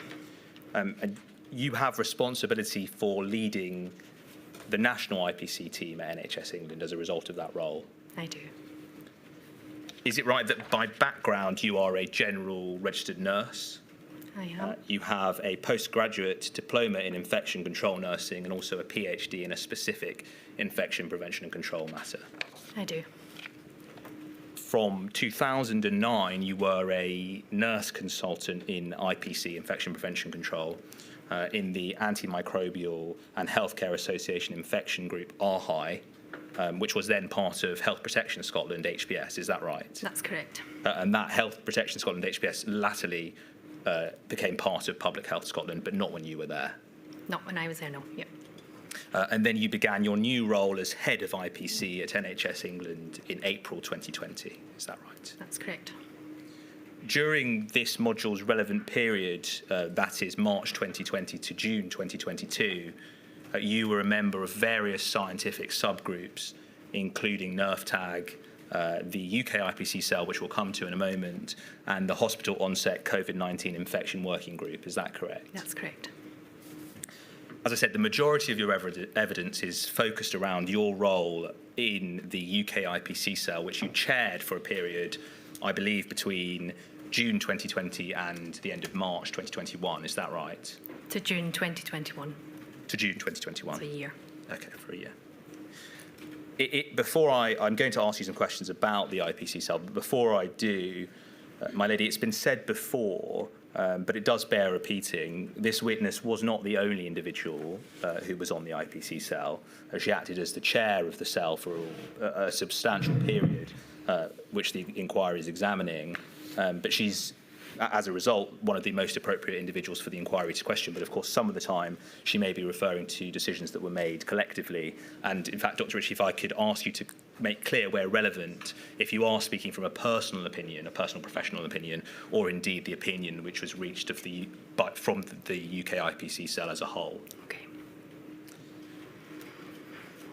In terms of that cell, it formally started meeting, I think, in early February 2020. Is that right? That's correct. And did it evolve from NHS England's own IPC cell, which was part of its emergency preparedness, resilience and response unit? That's correct. It may have varied, but how regularly did the UK IPC cell meet? So when the NHS England IPC cell was stood up, which was part of a number of cells under the Emergency Preparedness and Resilience for NHS England. I was not working in NHS England at that time. So my predecessor, who was the head of IPC, invited the other UK IPC leads from Scotland, Northern Ireland and Wales to join the IPC cell meeting of NHS England, and that evolved into what became known as the UK IPC cell. Thank you, that's very helpful. You summarise the purpose of the UK IPC cell as being to provide a UK-wide consensus on issues relating to infection prevention and control, and of course that includes, perhaps most pertinently, the use of PPE. So the cell did not advise specifically on PPE, so the role and purpose of the UK IPC cell and for NHS England was to come together to agree consistency on infection prevention control guidance, so that we had standardisation across the 4 nations. So that was our purpose, to make sure that when we were drafting guidance, that was aligned with WHO and the scientific evidence that was emerging. You acknowledge, of course, though, that PPE falls within infection prevention and control as a relevant issue. It does indeed, but it is one part of a very complex number of IPC measures. Just focusing, if we can, on the actual concept of having an IPC cell in the first place, are you aware of whether or not this featured in any specific pandemic planning document, whether it was something that was thought up as the emergency was convening? I appreciate you've spoken about the way in which it developed, but the actual necessity to convene a cell, was that something that was always within pandemic planning, or was that in fact just something that was put together as the emergency was developing? I believe it evolved. It did evolve as the emergency developed. I mean, I think what would have made a real difference to me as a new start in NHS England on the 1st of April would be having a clear structure, outlining the functions, the roles and responsibilities of key national organisations, and understanding what the governance, the decision-making processes and the primary knowledge resources, evidence bodies and guidance leads would have been invaluable.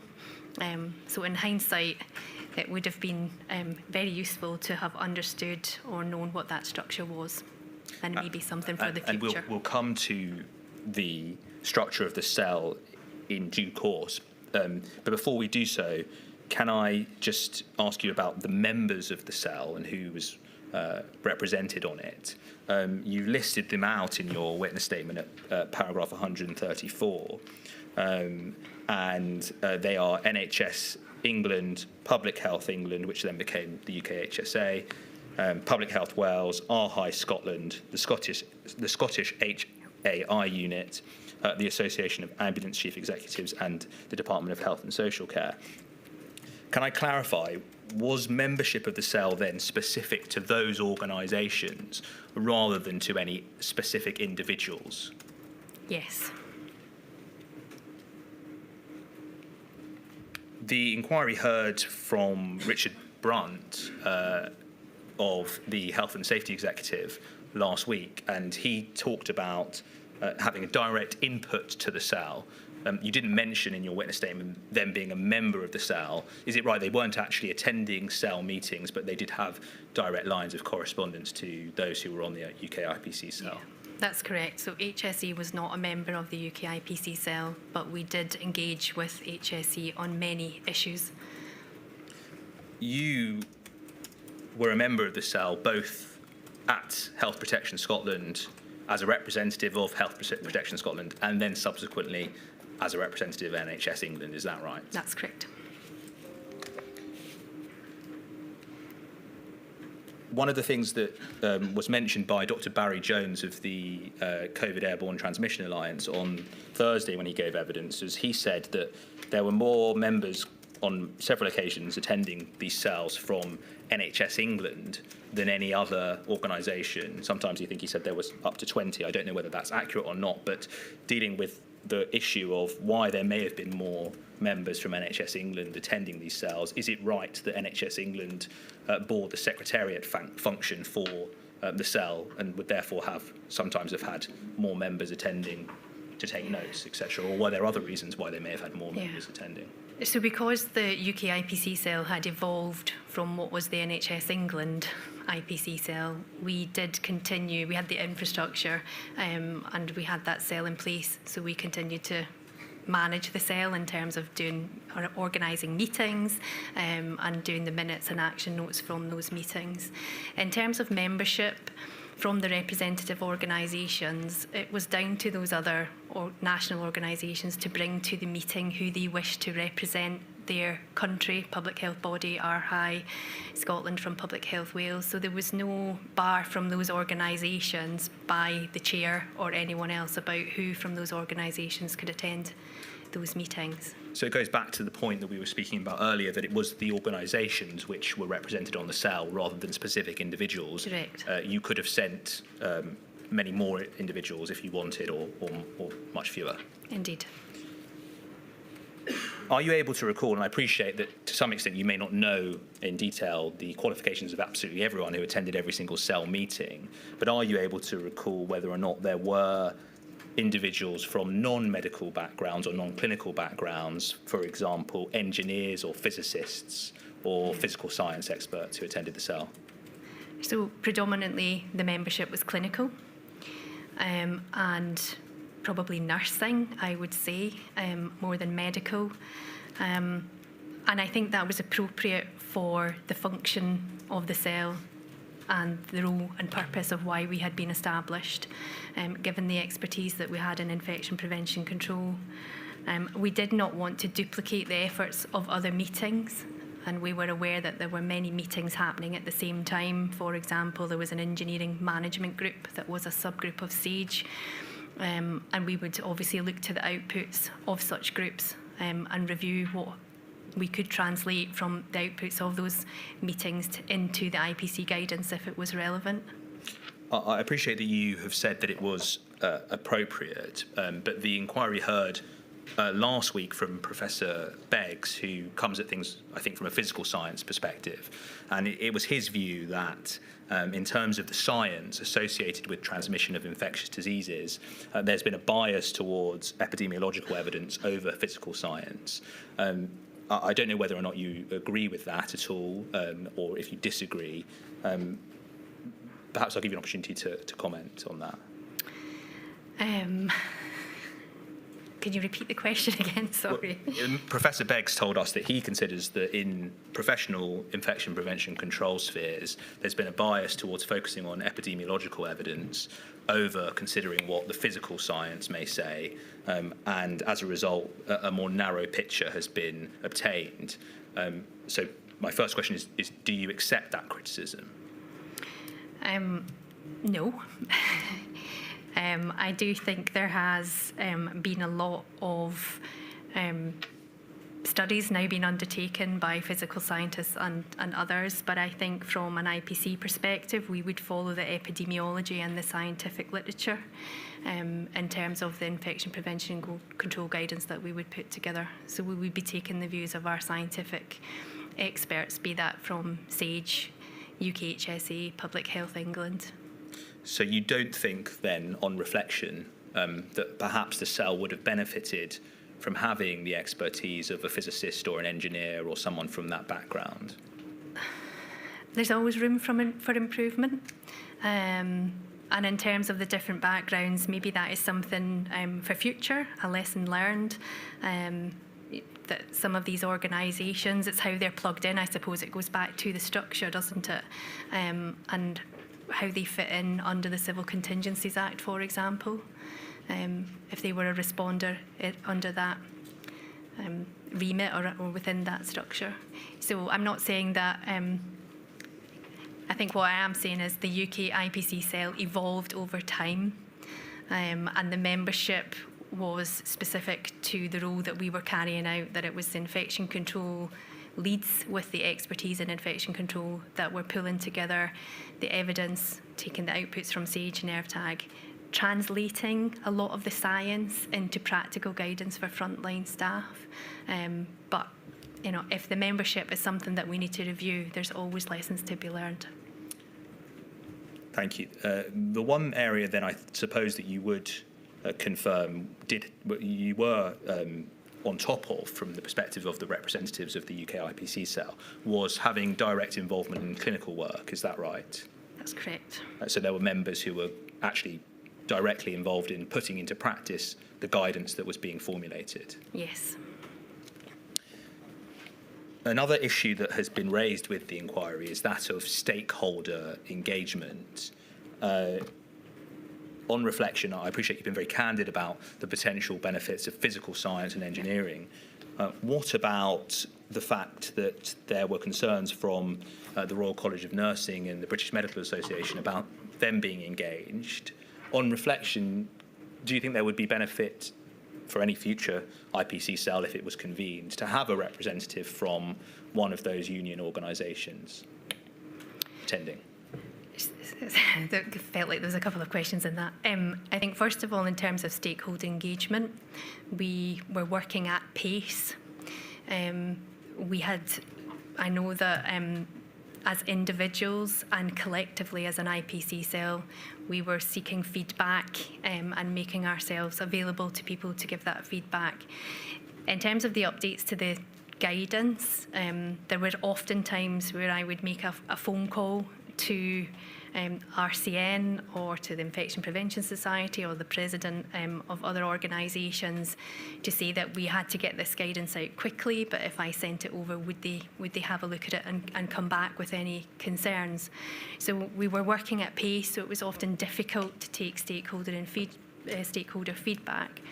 When there was what we would consider major changes to the guidance, so when we changed the guidance for remobilisation, when care pathways were brought in to get the NHS back up and running, and equally when we were preparing winter guidance for 2020 to 2021, we did more formal consultation. So stakeholders were involved in that process because we had a bit more time to get the feedback and take their input. I know that my Chief Nursing Officer and other colleagues were out and about, and they had direct contact with Royal Colleges, with very many meetings. We put on lots of webinars. Can I just pause you there and just ask you about the principal basis for my question, which was, what about having a representative regularly attending the UK IPC cell from the Royal College of Nursing or the BMA?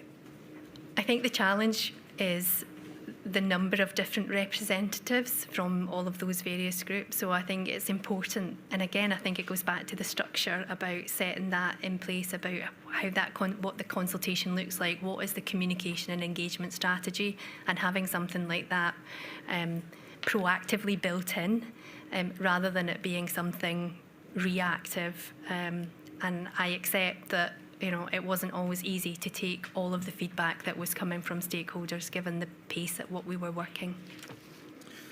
I think that then leads on to the criticism which the inquiry heard last week about the suggestion that from some of the members of the BMA and Royal College of Nursing, they felt like they were being managed and pushed away. I presume that based on what you've just said about stakeholder engagement and the steps you did take to consult, you would at least make clear that wasn't your intention, and indeed probably not what you consider actually occurred. Is that right? Yeah, absolutely. And if that was the perception, it couldn't be further from the truth, because we did want to get feedback from people. But as I say, when we were pulling or drafting guidance and reviewing the evidence and updating, we were working to very tight timelines. All of these points are relevant, of course, because what I want to ask you is whether, in fact, you consider the membership of the cell as it was during the pandemic, the Covid-19 pandemic, was sufficiently broad to ensure that a range of expert opinion was brought to the table. Do you consider that was the case? I do. One of the points which arises from review of the IPC minutes is this concept of the cell reaching a consensus. Can you explain what the process was by which the cell reached a consensus and then made a decision on how to proceed? So it was as chair, when I was chair, and as a member, the decision making did rely on consensus. It was ensuring that we had broad agreement among the members, though not always unanimous. And we provided recommendations to national governance bodies, to each of the countries for their final approval. So it was making sure that we had open discussion, as I say, that we came to a recommendation at the end of that, which would be broad agreement, and those, if there was any doubt or we didn't feel that we had come together and reached consensus, then that would have been escalated to senior clinical colleagues. I sense from what you're saying then that there weren't actually formal votes taken during the meeting. No, there was not. So then did it rely essentially on whoever was chairing the meeting, in many of the instances you, getting a broad flavour of what the discussions were and then summarising that as the consensus? Yes. If we can then look at one of these documents that's relevant, which is the minutes of the IPC cell from the 18th of August 2021. This is INQ 3039886, and it's the third. I think it's the third page of that document. If it could come up on screen, please, if possible. But don't worry if not. I can just summarise what you say. In it, in August, you say that you were still working with a consensus view. However, escalation of any disagreement may need to be included in the next terms of reference. So this is in August 2021, sometime into the pandemic, and it seems that still at this stage, the terms of reference and the lines of reporting were still being ironed out. Is that a fair summary? I mean, we did review the terms of reference for the duration of the cell. I mean, I think it's important to say here that we could have been disbanded at any time. The cell was given authority by others. We didn't have a direct route to publication. The guidance could have been pulled that we put out, or the consensus decision could have been pulled by any of the public health bodies across the UK. And I'm sure our senior leaders would have been clear about the decisions that we made, whether they were right or wrong. So to be absolutely specific, I know you mentioned public health leaders, but who would any disagreement or any ambiguity have been escalated to?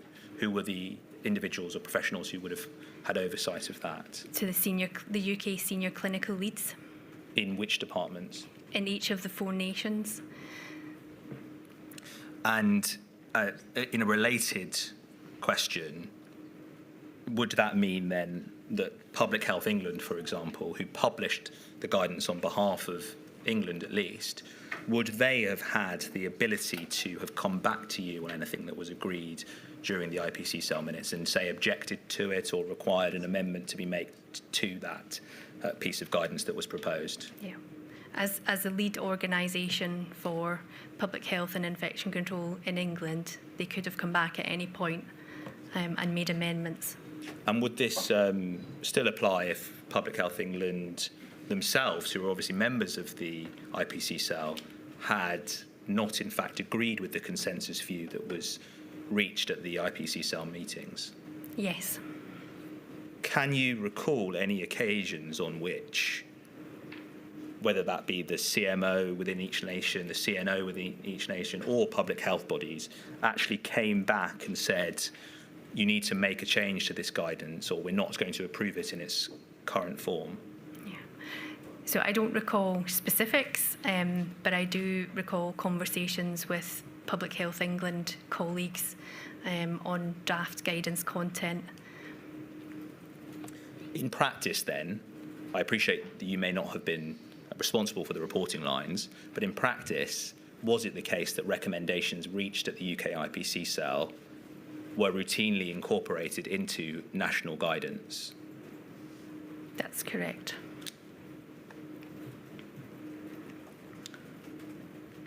The inquiry has been provided with several of the UK IPC cell minutes, indeed I think all of them now. I think that's clear, but the minutes weren't actually published and don't think they ever have been published. Why is that the case? The decision not to publish the minutes was never formally addressed. As I said at the beginning, the UK cell, IPC cell, evolved from what was the NHS England cell, and none of those incident cells were publishing minutes. So our primary focus was on producing timely, evidence-based guidance that aligned to national and international recommendations.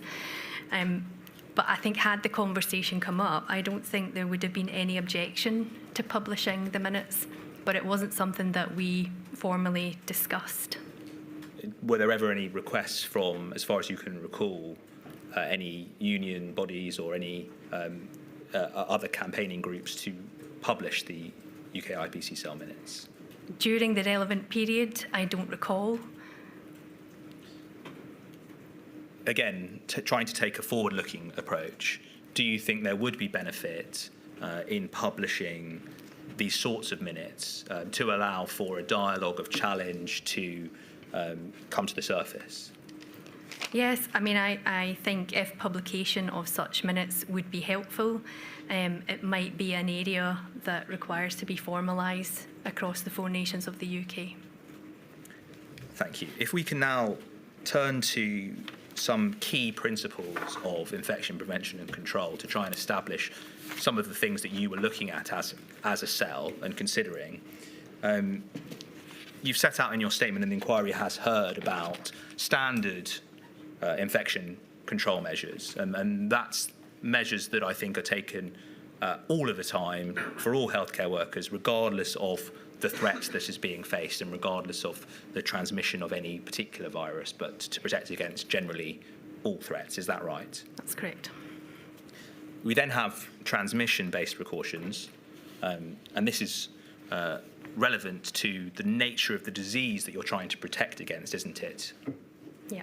In order to properly protect against a virus, you need to understand the way in which it's transmitted, and thereafter you need to prepare for and provide for the relevant protections that will protect against the way in which that virus is transmitted. Correct.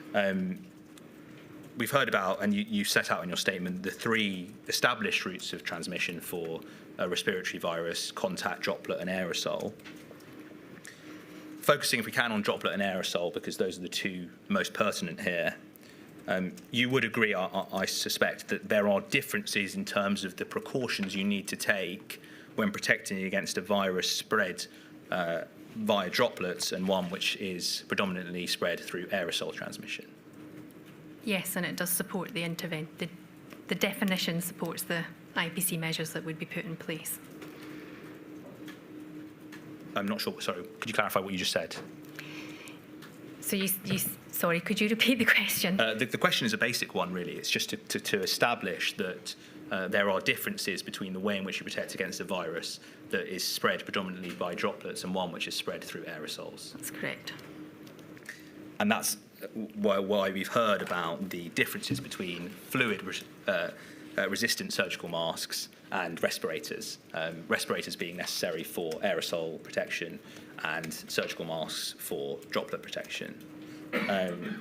You accept, I think, that FRSMs, if I can use that acronym, don't protect against aerosols, do they? No. And we heard last week from Richard Brunt, who explained that from the HSC's perspective, FRSMs aren't in fact deemed to be PPE because they're not, if I can summarise, personally protective. They are, I think, source control or a medical device as far as he's concerned. They're regulated by the MHRA. You say in your witness statement at paragraph 68, for reference, that you do think that FRSMs are considered to be a component of PPE. Can you accept that because of the issue in terms of them not being approved by the HSC as PPE, that some may not consider FRSMs to be PPE? FRSMs have been used in infection prevention control in healthcare settings for a long, long time, and are part of established guidelines nationally and internationally, the WHO communicable disease centres in America. So as PPE, they have been cited as part of infection prevention control precautions for many years in many guidance documents. So it's a well-established piece of infection prevention control kit, or PPE. When dealing, of course, with a virus that's spread through droplets. Correct. In terms of the difference between the two modes of transmission, aerosol and droplet, the inquiry heard last week about historically this having come down to size of the particle. Of course, we also heard that larger droplets behave ballistically and fall to the ground relatively quickly, whereas aerosols float and remain in the air for a much longer period of time. Do you agree with that summary? Yes. Can we please have a look at your paragraph 49 of your witness statement? And this can come up on screen. It's paragraph 49, page 14. You say this: it's my view that the distinction between a respiratory aerosol and droplet in terms of size, micrometers, is an academic consideration that cannot be usefully applied in national guidance or by healthcare workers in real clinical environments. And you then give your reasons for that, including how difficult it is to measure a particle in practice. Yep. Can I just try and clarify what you're actually saying here? You aren't suggesting, are you, that in fact a healthcare worker would need to take a moment and try to assess the exact size of a particle that's just been emitted, because of course that would be impractical. But it is the case, is it not, that it's important that those who set the guidance understand the difference between the size of particles, because that then informs the guidance that you set. Correct. Yep. So when you say academic distinction, it's not fair, is it, to call it simply academic, because the understanding is directly relevant to the guidance that's then used in practice. I think I was meaning academic in the sense that research that is done in laboratory conditions or in academic institutions then has to be translated into practicable IPC guidance. So understanding a cut-off point is helpful, and having a definition, again, which has been long established in infection prevention and control guidelines, be it contact, droplet or airborne transmission, have been the known and established IPC transmission measures that have been in the guidance for many a long time. So you do accept that there is a use to it. You're drawing a distinction between the scenarios in which it's useful. Yes. Okay. Professor Beggs gave evidence last week about the size of microns that he considers to be aerosols and that he considers to be droplets. And the cut-off point he gave was 100 microns. He says anything less than 100 microns is an aerosol, and anything above that is a large droplet. I suspect you don't necessarily agree with that. Is that right? I respect that that is Professor Begg's opinion. I am not a physical scientist.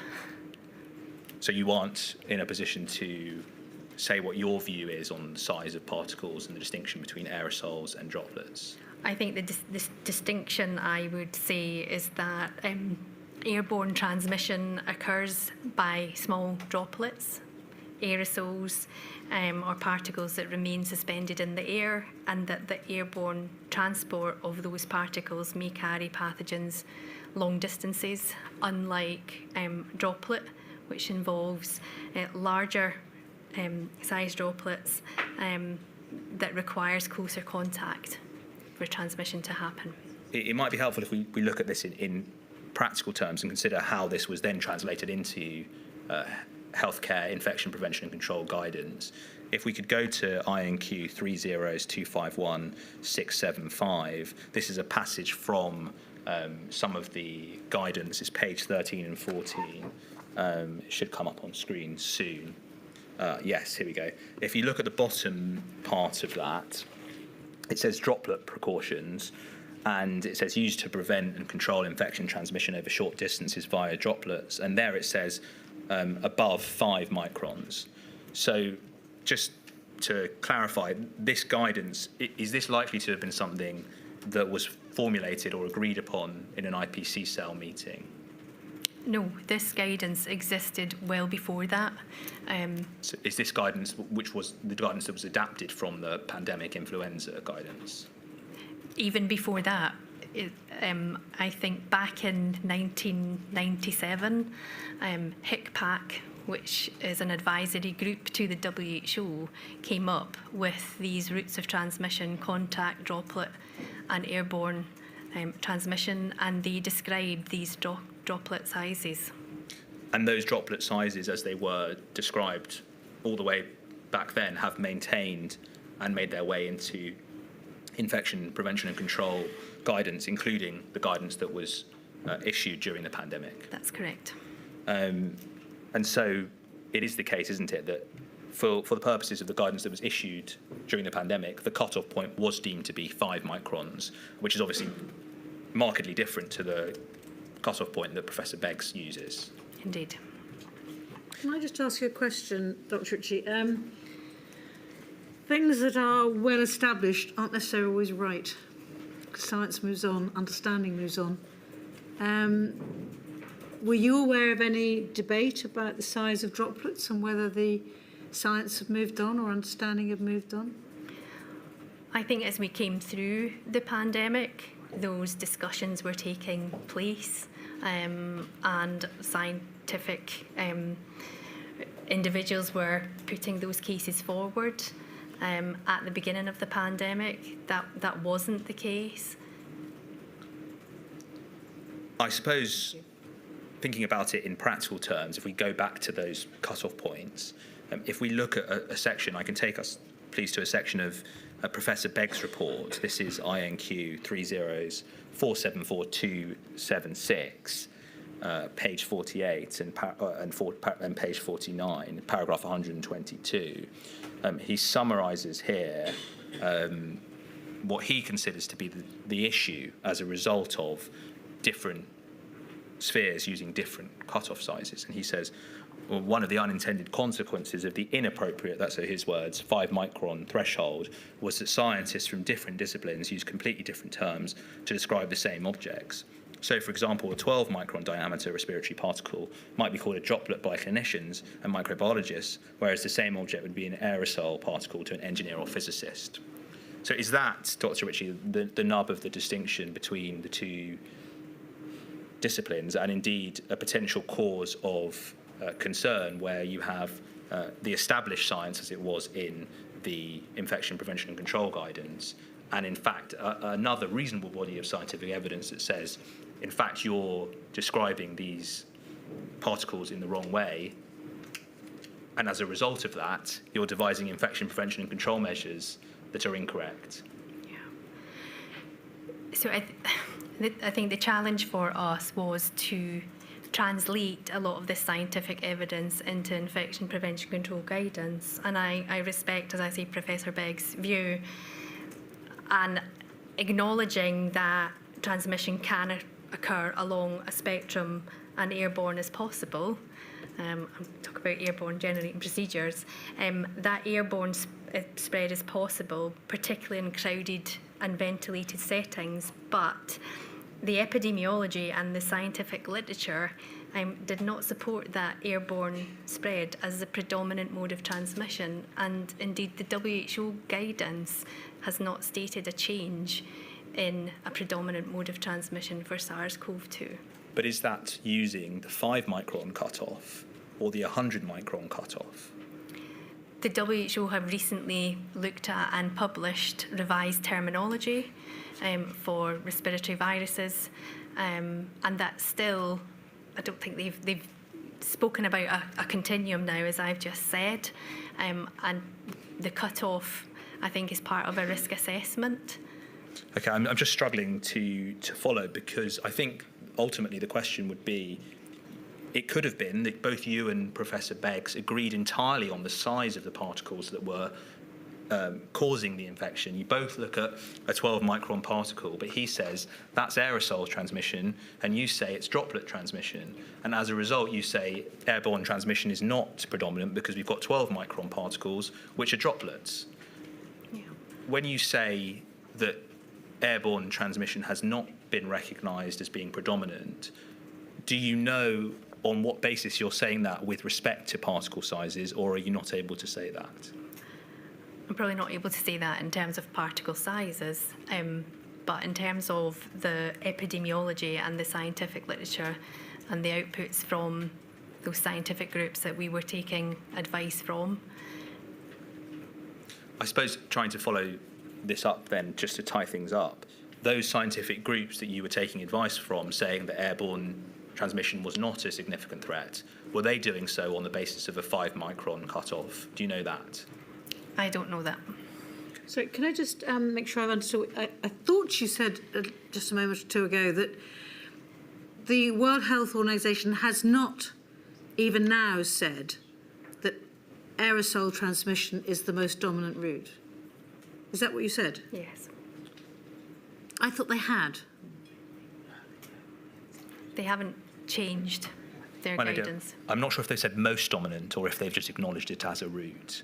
Would you know the answer to that, Dr. Reed? They've acknowledged it as a route, but they've not said it's Oh, the that's the dominant difference. mode of transmission. Thank you, I had misunderstood. Apologies. Thank you. No, it's my fault, I had misunderstood. I suppose this leads on to a point you make in your witness statement, which is that you say that the established modes of transmission as defined before the pandemic, i.e. with specific infectious particle cutoff sizes, it is in fact not as delineated as first thought prior to the pandemic. I suppose, first of all, what do you mean by that? So I again accept that airborne spread is possible, and I think what we learned through the pandemic was that rather than these distinct cut-offs, that there was more of a spectrum of airborne spread was possible. So having distinct cut-offs probably now is not a helpful thing to have. And I think there's been many reports of nosocomial infection, like hospital infections, where other routes of transmission can't be ruled out. That can come down, that document. I suppose there are two questions which arise from that. The first is, if that is the case, and that's the view you've come to now, when did you come to that view?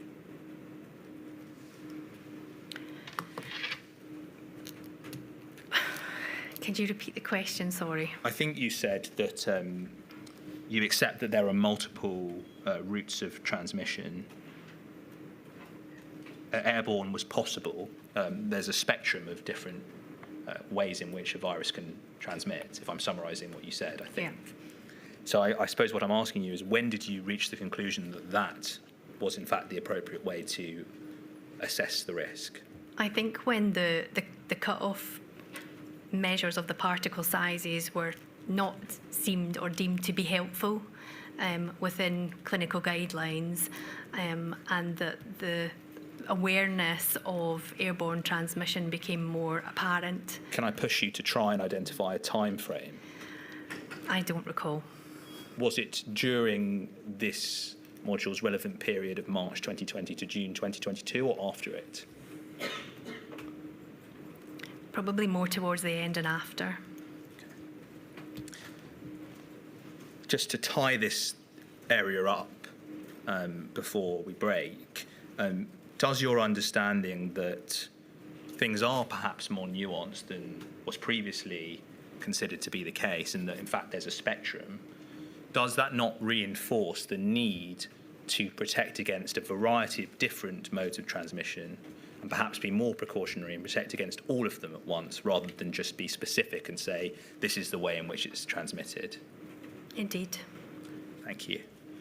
My lady, I don't know if that's an appropriate time. If you Yes, certainly. I shall return at I hope you were warned that we would be taking lunch break. Thank you. I shall return at 2 o'clock. All rise.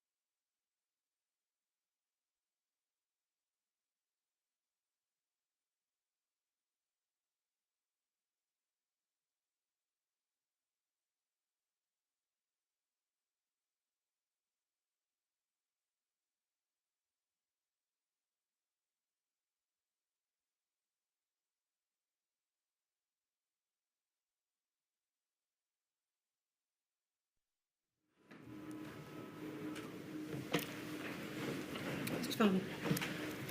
Thank you. Dr. Ritchie, I want to, before I actually begin, I just need to make one point of clarification. Prior to starting, earlier on, I referred to a document, INQ, I think, well, in fact, I'm going to give you the correct reference for the document I should have referred to. I can't remember the wrong one because I don't know which one I did refer to incorrectly.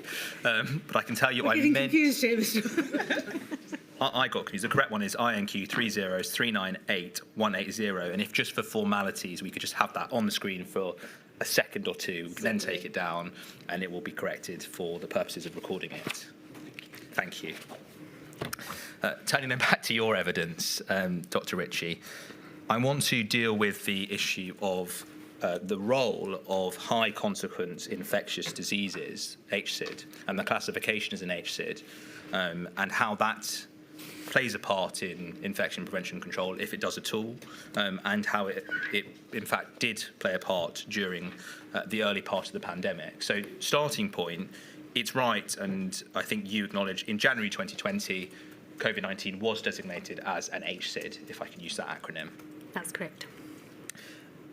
Generally, is it right that HSIDs are divided into two categories, contact and airborne? That's correct. What is the difference between a contact and an airborne HSID?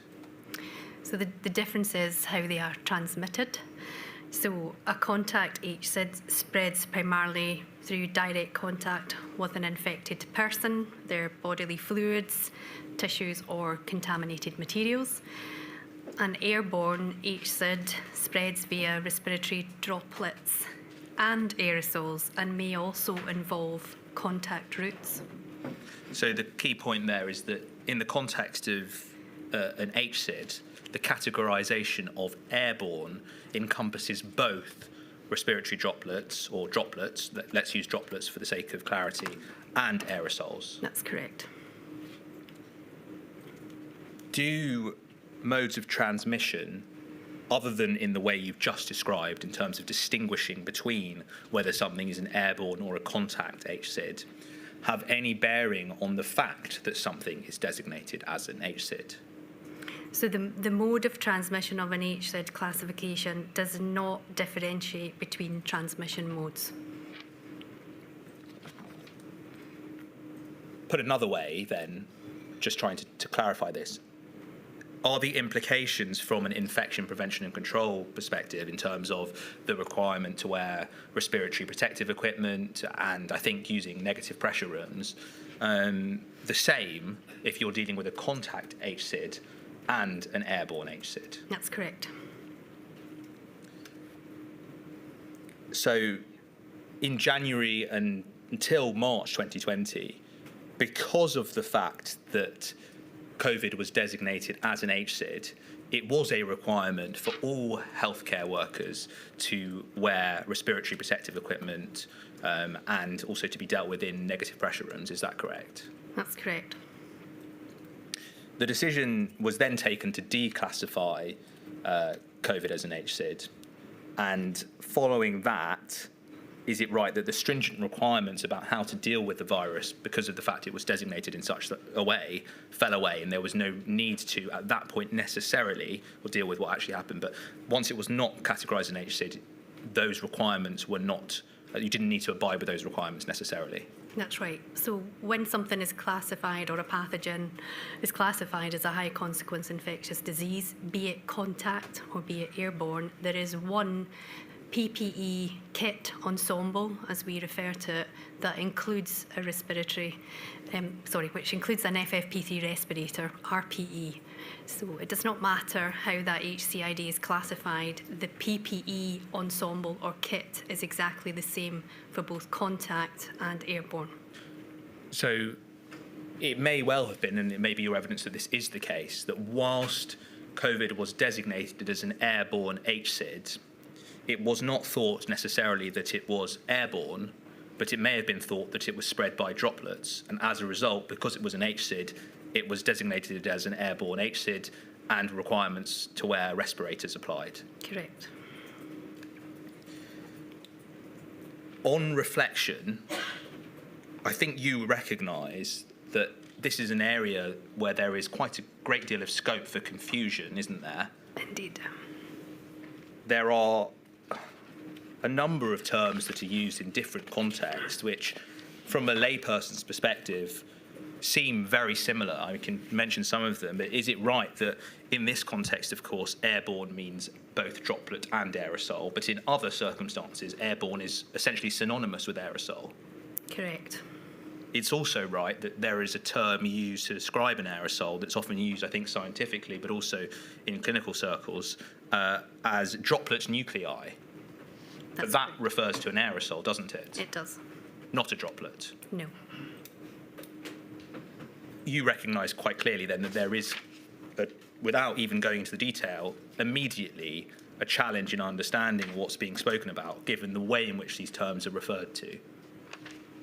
Yes. And is it right that NHS England has looked to undertake some work to try to assist with clarifying these things? And do you think that it is important that definitions of these terms can be clarified in a way that it is clear without any ambiguity what each of them refer to? Yeah, I think there's definitely scope to be clear on definitions and what they mean. It's really important that we make things clear to our frontline healthcare workers so they know exactly what to do, and that we are speaking a common language, which when we talk about different terms, that people understand exactly what we're talking about. The work that NHS England is looking at currently is almost going back to the history in a way of how did we end up with those three definitions of contact, droplet and airborne, and just bringing that information forward and understanding the terminology. We have had a publication more recently from the WHO who have looked at terminology and again have given some different terms to describe contact, what effectively would have been droplet, and airborne, both short and long range. And so is that something that you think the WHO are doing and that should then be adopted worldwide, or is it something which you think we within the UK can define ourselves and ensure that is consistent nationally?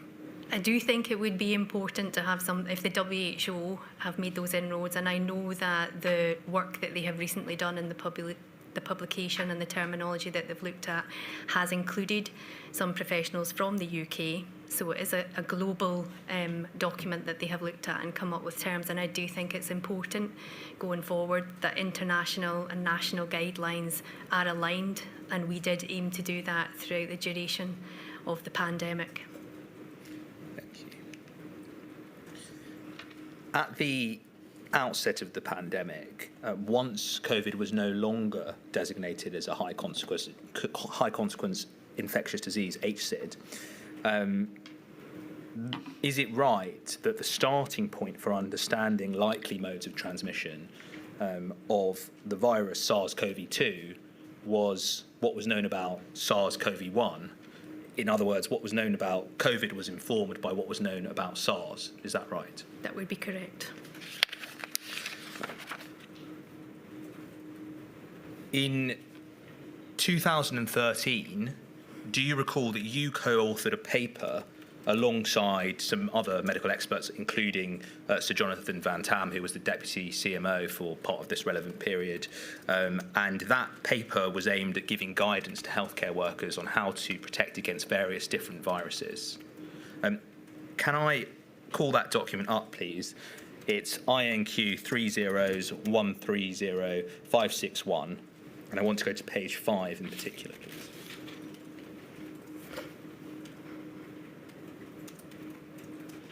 So this is an article, as I said, you were one of several authors too. We can see that this is a table which has various different viruses. In the middle there is main route of transmission, and then further along we have respiratory personal protective equipment for healthcare workers and FFP required. We can see, first of all, with tuberculosis, it's described as aerosol under main route of transmission, and then we have FFP3 required, and then it says a tick there and some language underneath that, some text underneath that, sorry. If we look at SARS coronavirus, that's SARS, it describes main route of transmission for SARS as droplet/aerosol. And in terms of respiratory personal protective equipment, it says recommended to be worn until patient is no longer considered infectious, with a tick next to it. Given that SARS was the starting point in terms of informing the way in which COVID was to be protected against, and SARS was described as droplet/aerosol, and indeed recommended that an FFP3 be required when caring for SARS, can you explain why that didn't apply when providing guidance as to how to deal with COVID, despite the fact they were so similar? So the SARS-CoV-1, which would have been the SARS outbreak in 2003, and I think you're correct in saying that the principle of this paper was to help guide personal protective equipment, and particularly respiratory and facial protection. What it didn't do was specifically look at individual pathogens. But SARS-CoV-1, that in the 2003 outbreak, was predominantly found to be spread by droplet contact, with the potential that it could be airborne. But it was never confirmed that that was the predominant route of transmission for SARS-CoV-1. Sorry, I don't think that's answered Mr. Foreman's question. Sorry. Well, if SARS-1 was meant to be guiding you, why didn't it? Because this paper wasn't specifically targeted towards SARS-CoV-2. So this was a paper that was written 10 years ago, and the SARS coronavirus 1, I think that did guide us in terms of droplet contact with the potential to be airborne transmitted. So it did guide us in that way. The guidance said on its face that it, or in fact within the context of the guidance, it specifically addresses the fact that it was based on the reasonable assumption that SARS-CoV-2 would behave in a similar way to SARS-CoV-1. You say in your, perhaps it's easier to go to your witness statement, because at paragraph 110, there's a footnote to your witness statement which deals with this, and you say, the evidence that SARS-CoV-1 could transmit by aerosol was weak, circumstantial, and very limited in volume. So it was certainly possible and worth noting as a possibility due to the high consequence nature of SARS-CoV-1, but there wasn't evidence, certainly not with any certainty, to say that the airborne route was common/dominant. So that's obviously a different explanation, isn't it, to if we just look at this document, which does seem to describe the main route of transmission as being at least partially aerosol. Correct. But it seems that you're drawing a distinction in your statement between the two viruses, not based on routes of transmission, but based on the fatality of the case fatality rate, or the extent to which a high proportion of patients die when they catch SARS as opposed to when they catch COVID. Yes. So was that what guided you? Or not you, when I'm saying you here, I don't mean you personally, I should be clear. Was that what you think guided the guidance, or that guided those who were making the guidance? The fact that COVID wasn't going to kill as many people proportionally of those who were infected as SARS? Sorry, could you... A high proportion, was the fact that a higher proportion of people who catch SARS die part of the reason that you recommended that airborne precautions be taken against SARS than with respect to COVID? So part of the declassification, so more information was coming out with regards to how SARS-CoV-2 was being transmitted. And with that information, we were using that from NervTag, from SAGE, the bodies who were looking at the science to inform or translate that science in what would be infection prevention and control guidance. Sorry, I'm just because I think this is important, I'm trying to understand from what you're saying whether or not, in fact, you did look at SARS to inform the way in which you dealt with COVID, but in fact you thought SARS was predominantly droplet-based, and that was why that influenced the way in which the guidance was produced for COVID. But the difference with SARS is that it's deadlier, essentially. Yes. Is that the distinction that was being drawn by those who were producing the guidance, do you think? Yes. Okay, thank you. That can come down, that document. The inquiry has also heard criticisms, I think in Module 2, from Professor Catherine Noakes, who was, I think, on the environmental modelling group, and she said, to summarise essentially, that she considered that there may have been a belief or a consideration that we needed a higher threshold of evidence to be confident that airborne transmission was occurring, whereas with respect to droplets and contact, it was sufficient to make assumptions based on what was reasonably known previously. Do you think that's a fair criticism? Sorry. Put another way, was a higher threshold of evidence required for airborne transmission as opposed to droplet and contact transmission? So the UK IPC cell was basing the guidance on the evidence that we were being given from outputs from NERVTAG, SAGE, and aligned to what was in WHO guidance. So the early IPC guidance was based on the available evidence on transmission routes, which aligned with the WHO recommendations. The question was, were you looking for more evidence? I don't think it was looking for more evidence. We were translating the science that we were being given. So had our science evidence groups such as NERVTAG and SAGE said that that evidence was available in the literature, then we would, or that was the mode of transmission, it was airborne, then that is what we would have put into the IPC guidance. Just following up on that, I thought that the reason that you looked, or that guidance looked at what happened with SARS to inform how to protect against COVID was because there wasn't evidence of the way in which COVID specifically transmitted. And so in order to do that, you look at SARS to inform and make reasonable assumptions. If that's right, is that right, first of all? Yes. But if that's right, you didn't have evidence about the mode of transmission with respect to COVID either, did you? You didn't know whether it was droplet or contact. You just knew that it was likely it may have behaved in the way that SARS did. Correct.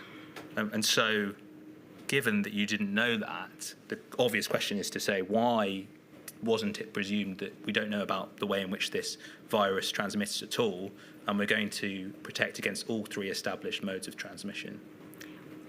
Oh, we were taking our lead from the expert science groups to translate that, as I've said before, into the infection prevention and control guidance. So was it essentially a risk assessment that you considered, based on the evidence, it's likely that it's droplet-based? Correct. Can we go, please, to a document now, which is INQ 3013056, and I think it's the third page. Oh, well, we can start with the first page just to orientate ourselves. So this is a letter from Professor Stephen Powis, I believe, on the 28th of March 2020, and it was sent to all of these various groups. We can see here all chief executives of all NHS trusts and foundation trusts, and to lots of those interested parties in the NHS, including the Royal Colleges, the BMA and the RCN. If we can go to page 3, please.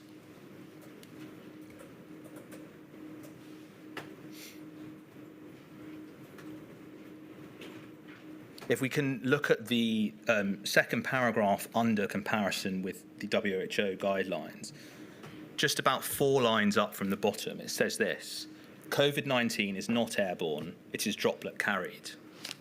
So this was on the 28th of March 2020, sent by the director of NHS England, medical director of NHS England at that time. Of course, do you think that it was helpful to be this definitive about the way in which the mode of transmission was for COVID-19 this early on in the pandemic?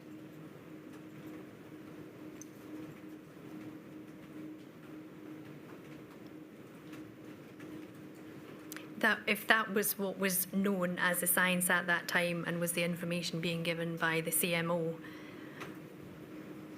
I think this reflects, in fact, a tweet or is similar to a tweet which the World Health Organization similarly put out, saying more or less the same thing. But let's take it back to your perspective. You obviously involved heavily with the IPC cell. You chaired it for some time. Did statements such as this, that were so definitive, make your job harder in terms of changing the approach as the IPC cell? Because to do so would mean going against statements that had been this definitive early on. We were working to keep the guidance updated with the information that we were being given. So did this, if you could answer the question, did this make it harder for you to go against what had been previously said and decide, in fact, there was airborne transmission? There is a possibility that it could have been airborne transmitted. No. The question is, did statements such as this influence you on the IPC cell and make it more difficult for you to say, actually, this is an airborne virus, notwithstanding what's been said previously? No. Thank you. Can we go now to a different document? This is a passage from Professor Begg's report, INQ 30474-276, and this is paragraph 139. If we can just increase the size of the bold, yeah, here we go. Here's the bold section. We've looked at this before in the inquiry, but just to orientate yourself, this is basically Professor Begg's view, where he sets out that he considers by September 2020 there was enough moderate certainty evidence to strongly suggest that SARS-CoV-2 could be transmitted via the airborne route, and to justify precautionary measures being taken by health authorities to prevent this route of transmission in hospitals and elsewhere. Do you think that is right? Was it the case that by September 2020 you felt there was sufficient evidence, or is that unfairly early in terms of the history of events? So the weight of evidence that we were being advised with, I mean, the guidance was approved by Public Health England, UKHSA, and the recommendations that were in the UK IPC guidance was consistent and aligned with the World Health Organization. Sorry, I think Mr. Fireman's point is getting to the timing. Do you agree there was enough, what the professor called moderate certainty evidence, I think he means moderately certain evidence, that SARS-CoV-2 was aerosol transmitted by September 2020? It could be aerosol transmitted if there was aerosol generating procedures being performed. That's a different point, but thank you. So other than outside of aerosol generating procedures, you didn't think in September 2020 that was the case? And potentially if people were in poorly ventilated and overcrowded situations, then again that had been raised as a possibility that it could be airborne spread. Okay. Bear with me 1 second. With respect to poorly ventilated areas, is it not the case that ventilation is only a relevant precaution if you are guarding against an airborne transmitted disease? There's no point opening the windows in terms of trying to protect against a contact disease or a droplet disease, is there? Potentially, yes. Skin scales, things like that do get into the air, potentially. So you consider that ventilation is helpful both for all modes of transmission? Yeah. Specific air conditioning units and specialised ventilation are necessary for airborne or preventing airborne transmission. So you agree predominantly it's an airborne measure, but it's also beneficial in your view? Yes. For other measures. Just dealing then, first of all, we'll come back to that, but just dealing first with the timeline, because here we're talking about September 2020. Are you aware that there are other organisations involved in the inquiry, such as the BMA, the British Medical Association, who do support the view that Professor Beggs espouses about the IPC cell being too slow to acknowledge airborne transmission? Just trying to get down to timing, I know you said earlier that you, towards the end of the relevant period, you started to acknowledge that, in fact, there was a genuine threat of airborne transmission, and you appreciated that. From the IPC cell's perspective, was there ever a point where you collectively reached the view that it was a significant threat and needed to be guarded against with, for example, routine respirators being used? No. Did the level of things like nosocomial outbreaks impact your assessment of whether or not airborne transmission was a significant threat? Yes, they did. And why then, when there were some instances, I think particularly in the first wave and sometimes in the second wave, there were instances of nosocomial outbreaks, why did that not cause you to reconsider and think about the threat of airborne transmission? So we did investigate, or we inquired about the different nosocomial outbreaks of infection that had happened. What we tended to see was that when community prevalence went up, so when there was more COVID in the community, then the hospital admissions increased. In terms of those outbreaks, infection control there seemed to be the FFP3 respirators became almost like the silver bullet, if I could use that term. And there are many other precautionary measures that do need to be put in place. So I think some of the publications that came out, and there was a rapid influx of COVID-19 related scientific information. Much of that was disseminated through preprints or press releases, and it posed difficult in sustaining a kind of well-considered scientific narrative, and information was often taken out of context. So just to try and understand what you're saying, are you saying that it wasn't possible to sort of disentangle the causes of nosocomial outbreaks in order to say it was caused by route of transmission as opposed to all of the other factors which may have been contributing? Because infection prevention control is multi-interventional, so it's multifaceted, so it means many things need to be put in place, and it's very difficult to extract one thing to say that was the thing that made a difference or caused this outbreak. And I just want to explore this point about ventilation slightly further, seeing as you mentioned it before. Can we go please to INQ 30203993?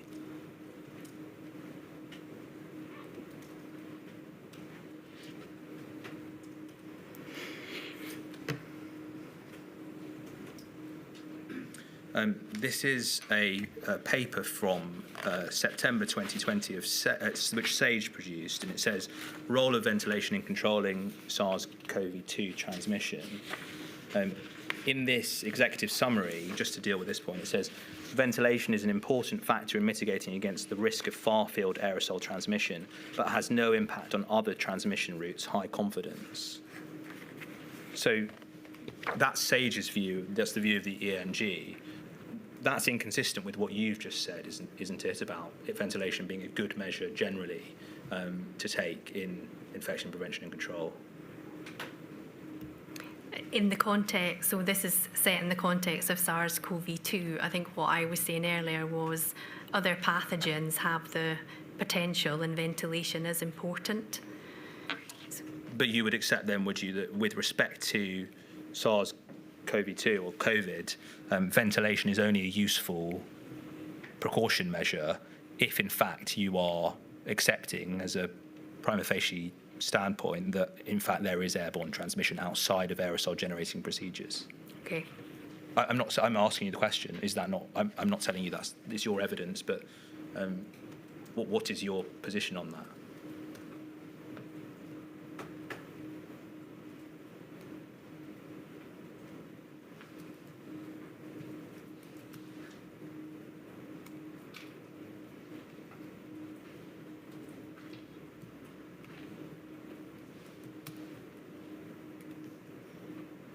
So I think that what that's saying is that the aerosol transmission depends on the interaction of multiple factors.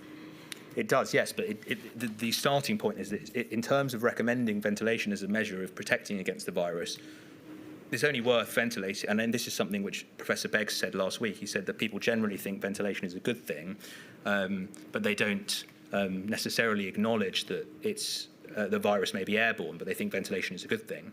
But this paper seems to be saying that ventilation as an IPC measure is only worth taking if, in fact, you're protecting against an aerosol-borne disease or against aerosol transmission. So I'm just trying to understand why you think ventilation was good if you didn't think there was aerosol transmission as of that earlier on in 2020 and into 2021. Sorry, so I don't think I'm disagreeing. I think I am agreeing, saying that ventilation is an important factor to mitigate mitigate against that far-field aerosol transmission. I understand that you're saying that, but what I'm trying to understand is if you didn't think there was a significant risk of far-field aerosol transmission, what did you think the benefit of ventilation was? Well, if you didn't think that the virus was airborne, why were you recommending that people use But we weren't just recommending ventilation, there was multiple measures. Sure, but just focusing on ventilation. If there was aerosol generating procedures being undertaken in those areas, then it was important to have good ventilation. Infection control sits within a complex framework of many other regulatory documents, including health building notes and health technical memorandums. So ventilation is an important part of healthcare buildings. So any recommendations that you made about ventilation weren't necessarily indications that you thought that there was aerosol transmission. They were just general tips as to how to deal with the virus and all viruses. Yeah. Okay, thank you. That can come down. Can I just ask you then, just to conclude this area of questioning about what you say in your witness statement, which is that your view is that aerosol transmission is, you say this at paragraph 31, my view that aerosol transmission is significant compared to other routes is that this is not sufficiently strong to recommend that FFP3 respirators are routinely used in locations other than high-risk clinical areas where AGPs take place. That's correct. Does that remain your view today? Yes. What would be, or what would have been, sufficiently strong evidence to justify, certainly during the pandemic, routinely using FFP3 respirators for healthcare workers? So that would have been the scientific evidence that would have come from the expert bodies who were providing that information during the pandemic and from international organisations such as the World Health Organization. So a conclusive statement that COVID-19 was airborne? Yes. And would it ever be practical, ever at all, slightly different point, but would it ever be practical to advise that FFP3 respirators would be used on patients, or is that simply impractical given the need to fit test? It's not recommended to put FFP3 respirators on patients because they're protective when wearing, but they can exhale if they have a valve, actually leak the pathogen that they're trying to protect against. So you would never, the recommendation is, and as I understand it, put an FFP3 respirator on a patient. And that includes a very vulnerable patient, for example? Yes. We were speaking earlier about the March 2020 guidance and the what informed it. The guidance itself was also adapted, I think it says on its head, from the pandemic influenza guidance. Is that right? That's correct. You've described in your statement that while you were at Health Protection Scotland, you led a working group commissioned by the Department of Health and Social Care to review pandemic influenza control guidance. Is that right? That's correct. Does it follow that, of course, COVID-19 was a different virus to pandemic influenza or influenza generally, but the principles that were derived from that review on how to deal with the pandemic and the pandemic influenza virus also applied to the way in which you would approach COVID-19, given that that guidance then was adapted for the COVID-19 guidance? Yes. You say in your statement at paragraph 89 that one of the conclusions of the review was that during a pandemic, supplies of RPE and PPE may become scarce, making it essential to avoid unnecessary or inappropriate use. This is a principle that it appears to apply to all pandemics, is that right? Correct. But you go on to say in your witness statement that the supply of PPE did not influence the IPC advice provided by the UK IPC cell. That is correct. Can I try and understand the 2 points you're making there? Are you drawing a distinction between being guided generally by a principle that it's important to avoid inappropriate and unnecessary use of PPE and RPE with the fact that you weren't monitoring the numbers of supplies of PPE to inform the guidance that you gave?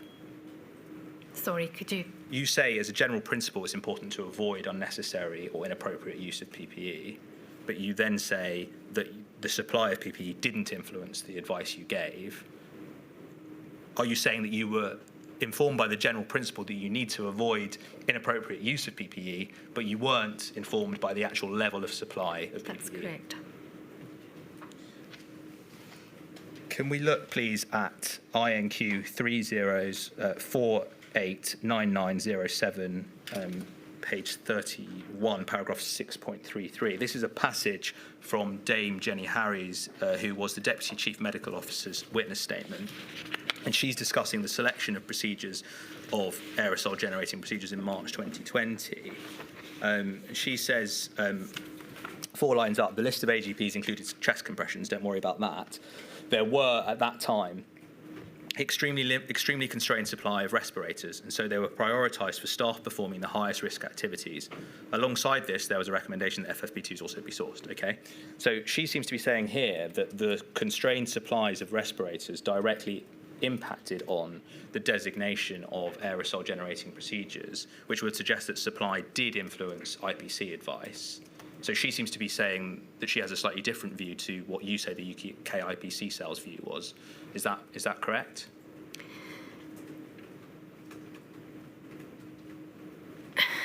So the recommendation and the guidance at the time was not to do with supply, but the recommendation was to wear a respirator if aerosol generating procedures were being performed. And of course, they would be the highest risk activities in terms of airborne transmission. That was a decision that was endorsed by NERVTAG and ACDP, as stated there, and the Health and Safety Executive. But she seems to be saying here that what happened, because there were constrained supplies, it was necessary to prioritise the highest possible risk areas as being aerosol generating procedures. The logical inference from that is that if you had more supplies, you may not have needed to do that. But is that right? That was not the case. So you disagree with her? I think it's a different context. I'm not disagreeing. I think what she's saying there, that if we had got to a point, and I recognise that supplies were limited, then they might have had to prioritise. And what Dame Jenny is saying in that regard is that staff performing the highest risk should have those supplies made available to them. I don't recall us ever being in that position, and that was not what was recommended in the IPC guidance. Thank you. Of course, we do know that the way in which the guidance, that can come down, the way in which the guidance was approached was that the highest risk aerosol areas, if I can put it that way, were aerosol generating procedures. And where you were dealing with those, or in AGP hotspots, you needed to wear respirators. Correct. So this, I think, reflects the understanding, does it not, that AGPs were thought at that time, and they may well be thought by you to continue to be the case, to generate a higher number of aerosols than activities such as breathing or talking or coughing or sneezing. Is that right? The inquiry has received evidence from organisations such as the Royal College of Anaesthetists, the Faculty of Intensive Care Medicine and the Association of Anaesthetists. And I just want to take you to a passage from their witness statement that they've set out. It's INQ 30389244, paragraph 291 to 292. They talk about here that frontline healthcare workers in general were at higher risk of infection, but anaesthetists and intensivists seemed relatively less infected, both in terms of infection and COVID-19 related mortality. And they then cite a study from April 2020, and I appreciate that's very early on and perhaps not the most comprehensive in terms of how lengthy it is, but they talk about 119 deaths of healthcare workers and no deaths found among anaesthetists and intensivists. And then in the reasons being explored, they talk about the use of higher performing PPE. So I suppose the question is this: if it was the case that those using higher performing PPE were dying at lower rates and were infected at lower rates, did that not indicate that in fact it was necessary to spread the use of higher performing RPE and PPE more widely among other areas? No. Why? Because the risks are not the same in different areas. The risks were clearly different in those AGP hotspot areas and intensive care units. but providing routine care may not provide the same risk. But I think risk assessment is the approach that we also put within the guidance for healthcare organisations who are well versed in performing risk assessments on a day-to-day basis.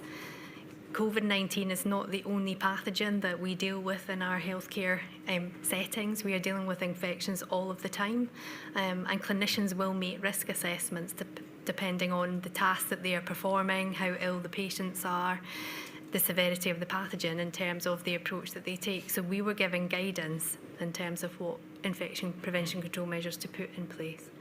I understand what you're saying there, but if those working in ICU and HCU and performing aerosol generating procedures, were actually being protected to a greater extent than in terms of infection rates. There were less infection rates among those than those who are working on wards, for example, with COVID-19 patients. Would that not indicate that maybe the protective factor of the PPE that they were using was part of the contributing factor to them being better protected? We come back to previous discussion response, trying to extrapolate out that was a defining factor, that they were wearing an FFP3 respirator, is quite difficult. Thank you. That's clear. Can we take that down, please? A linked issue is really the distinction that is drawn between aerosol generating procedures and other procedures. We've heard the evidence of Professor Beggs, who doesn't think there is a huge distinction to be drawn between them. And I think the British Medical Association in their witness statement called it a false dichotomy. So do you accept that there is, or began to be at least some way into the pandemic, a reasonable body of scientific evidence which said, in fact, there isn't a distinction between the activities that do and don't produce aerosols in terms of aerosol generating procedure? You accept that as a reasonable body of science? Yes. And I suppose then, of course, the obvious question is, would it then have been appropriate, if that was the case, and you accepted that to be the case at the time, to have more widely recommended use of respirators? Sorry, I don't follow. If, in fact, you accepted there's a reasonable body of scientific evidence that says aerosols are generated in a number of different circumstances, not just aerosol generating procedures, if that's an accepted scientific view, does it follow that respirators should be more widely used? No. Why not? Because I think respiratory droplets or respiratory particles that come out of your mouth, they do vary. So, and we go back to that, the droplets, so there are multiple different sizes. I think what we recognise is that there is now probably a continuum of those droplet sizes and not the demarcations that we had before. But so again, it doesn't follow that FFP3 respirators should be worn for routine activity when there are other measures that can be put in place, and source control, so patients wearing an FRSM, the staff are wearing an FRSM, and other infection prevention and control measures are put in place. So the FFP3 wearing is not the silver bullet to prevent an infection. I understand what you're saying about other measures, but of course, you acknowledged earlier on in your evidence that using an FRSM won't protect against the inhalation of aerosols. And so if aerosols are generated in lots of other areas, using that won't protect you in the way that a respirator will. So why not use a respirator in those circumstances if there is aerosol risk of transmission? Because we're trying to control all of the factors. It's not just down to the PPE, so the kind of environmental factors are another, and when viral load is important as well, and there's likely more viral load in a heavy droplet that comes out of someone's mouth that will fall quite quickly, rather than fine aerosols that will remain suspended through the air. And FFP3s are not a comfortable piece of kit to wear, and in certain circumstances, we had frontline nurses telling us that they found it difficult to breathe. So I think it's important that we look to those other hierarchy of control measures that the Health and Safety Executive have set out about how processes that we put in place, the environment, the ventilation, notwithstanding that PPE is important, but it's not the silver bullet. If, however, we are going to distinguish between the procedures which do generate aerosols and those which don't, and I know what you say about respirators not being the only way of protecting against aerosols, but if we are going to say that some procedures are aerosol generating procedures and therefore recommend a higher level of respiratory protection in those areas, do you agree that it's important that those procedures that are designated as AGPs are correctly so identified? Yes. There are two disadvantages, aren't there, both in terms of wrongly categorising a procedure which is in fact not aerosol generating and failing to designate one which is in fact aerosol generating. Sure. Do you recall being involved separately, perhaps to your role in the IPC cell, or in fact in addition to, in the initial identification of aerosol generating procedures for the COVID-19 guidance? The initial AGP or aerosol generating procedure list was published, as I recall, in the first UK IPC guidance document by Public Health England, and that AGP list was based on the aerosol generating procedure list that was in the National Manual for Scotland. I think that's correct, and I think can we have a look at? I think that guidance was the 13th of March, or something around there that was issued. Can we look at an email chain? It's INQ 303816163. This is an email chain which you're involved in early March 2020.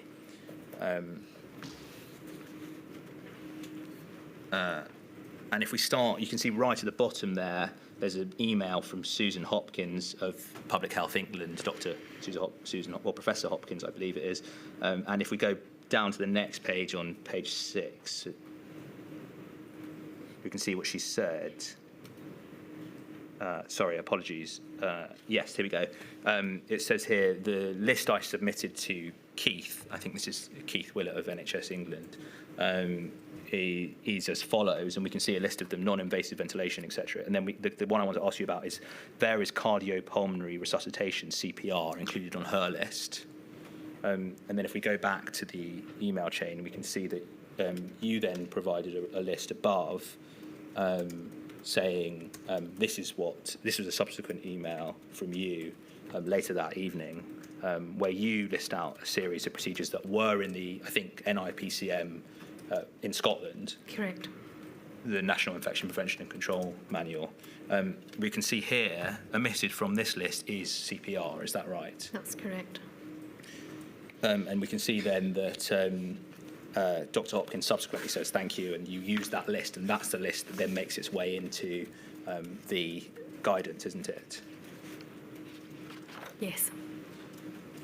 So can I just understand, do you know if this conversation where Dr. Hopkins proposed one list of procedures and you then proposed another, as was reflected within the NIPCM in Scotland, was in fact the genesis of the list of aerosol generating procedures that ended up on the guidance? Yes. If we can then also go to another document, which is INQ 30381-182.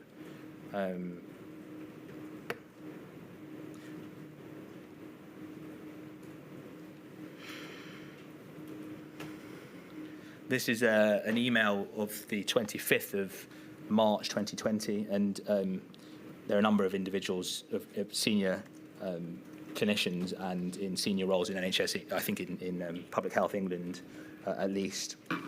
And then if we go to page 3 of this document,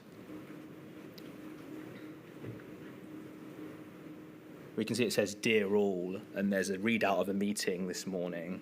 And then if you just go to the bullet point that is just second from the bottom, this is the 25th of March 2020. Here it says, chest compressions also represent an aerosol generating procedure.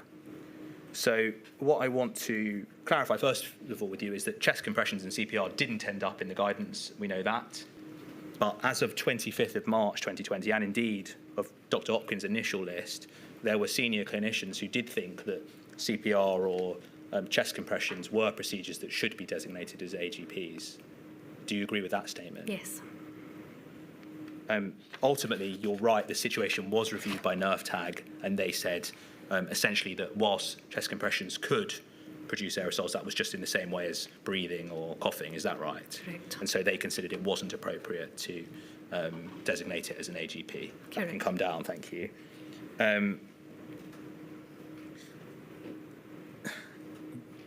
I just wanted to just tie this up with one more document, if that's okay, and go to a document of INQ 30s 189351.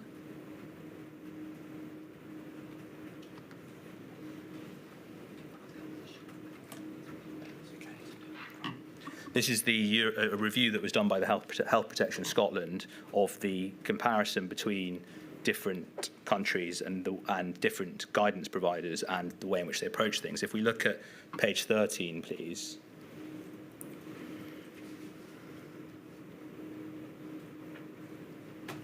This is the guidance that was given by the European Centre for Disease Prevention and Control. I think it says last access there, 4th of May 2020. Under guidance on AGPs at the bottom, they do include cardiopulmonary resuscitation in an AGP in their guidance. So I just want to understand, this is an area that caused quite a lot of controversy, wasn't it? Yes. Given that there were a number of clinicians and indeed the European guidance classifying CPR as an AGP, was it perhaps not precautionary enough to have not included CPR as an AGP within the UK guidance?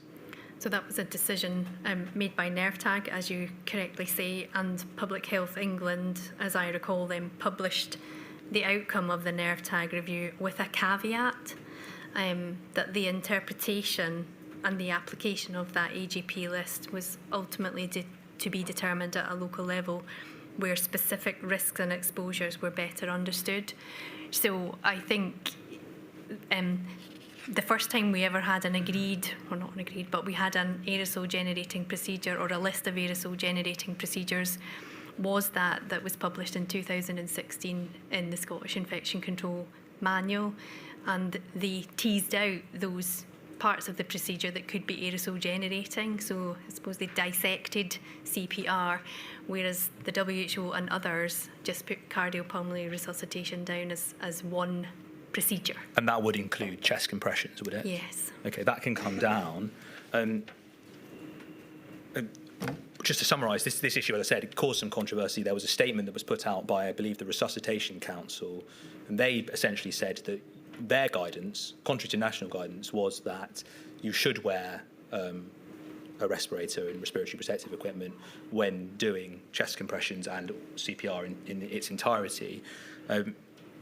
Can you recognise that the conflicting guidance between the bodies and the national guidance was an area that was unhelpful and perhaps damaged trust in guidance from healthcare workers? Yes. But as I say, I think Public Health England, as I recall, then put out a statement on the back of it, then giving local determination. And I do recall that UK Resuscitation Council did reply saying that was a helpful thing for Public Health England to have done. Can I ask you about the way in which the cell approached evidence generally and emerging evidence about COVID-19 being transmitted through various different modes? What was the role of the RHI rapid review process that you relied on, at least partially, during the IPC cell discussions? Yeah. So Scotland had a national infection prevention and control manual, and that manual was underpinned by evidence reviews on standard infection control precautions and the basics of transmission-based precautions. So they had a well-established scientific evidence base for the manual in Scotland. So that provided a really good foundation for what was then the pandemic flu guidance for 2019 and was the document that we adapted. because Scotland had that infrastructure, it was helpful to the cell because we did not have that structure in England. Initially, when I first came into post in April 2020, that structure wasn't in place. And Wales they had adopted Scotland's manual, and Northern Ireland had something slightly different. So Scotland were in a good position to support us with some rapid reviews. It wasn't the only place that we were taking evidence from, so see, they had the mechanism and the structure in place to do that. We were also looking at the outputs, as I say, coming from SAGE, NervTag and the other scientific groups, and using that to support and translate that evidence into infection prevention control practice, and always making sure that we were aligned with WHO guidelines. So did relying on this rapid review process reflect a process that you would use both pre-pandemic and during the pandemic of it being one of a number of different ways in which you were assessing the evidence? Correct. Do you recall a specific meeting of the UK IPC cell which took place on the 22nd of December 2020? And a discussion at that meeting about potentially extending the use of FFP3 masks that wasn't ultimately proceeded with, I think that's right, isn't it? Can we, just as a starting point, can we in fact go to INQ 30398-244. I want to actually go to page 3 of this, if that's okay.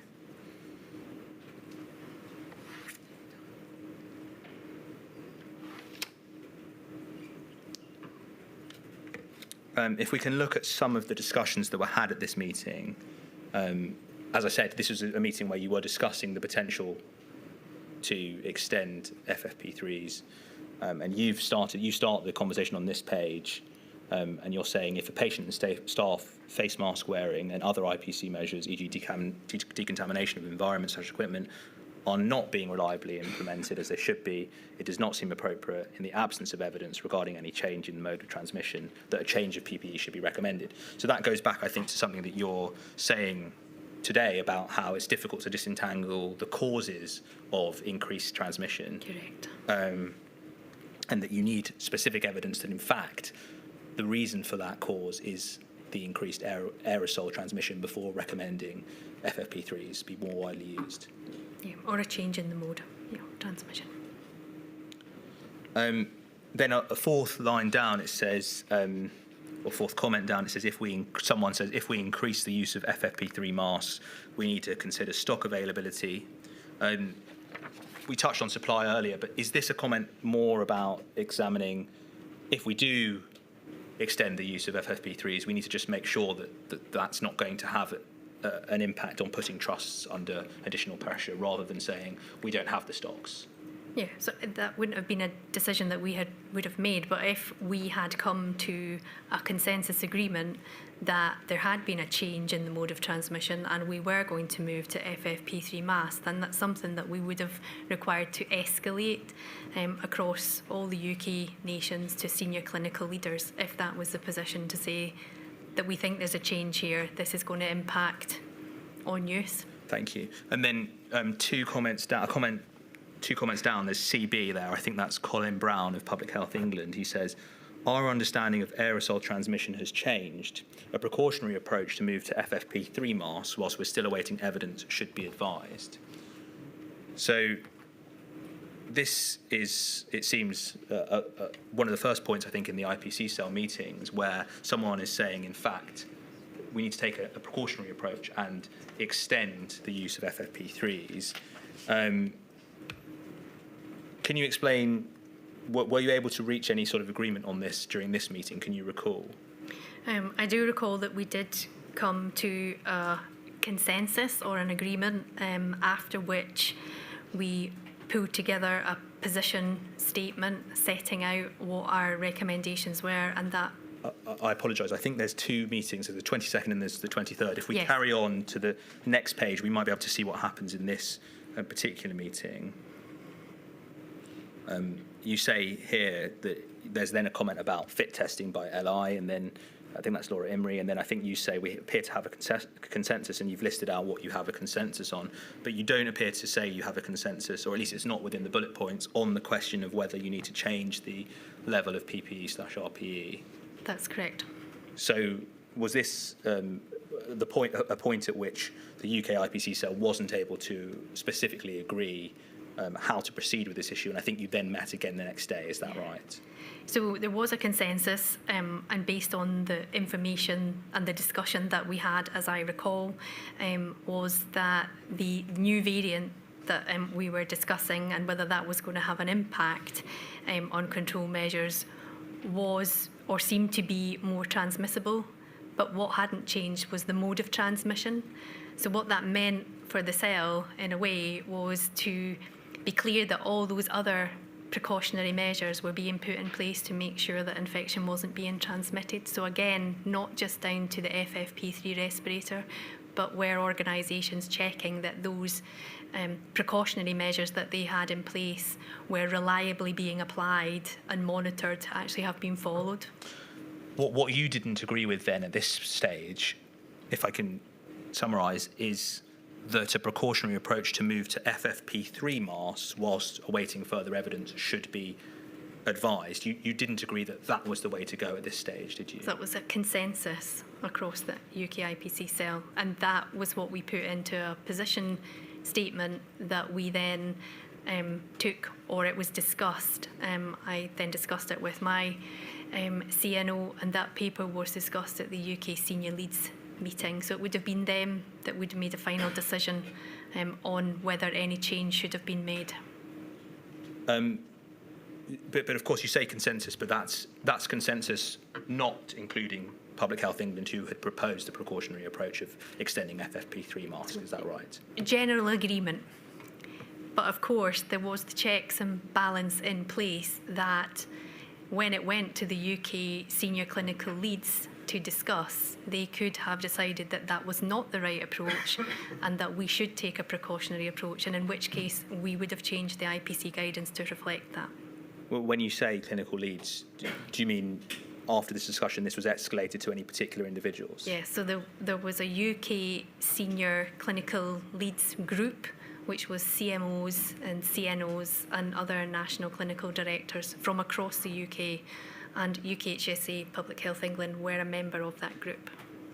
And then I think, do you remember if this happened, the escalation, after this meeting or after the next meeting? Because I want to go to the next meeting that happened the next day, and that's INQ 30398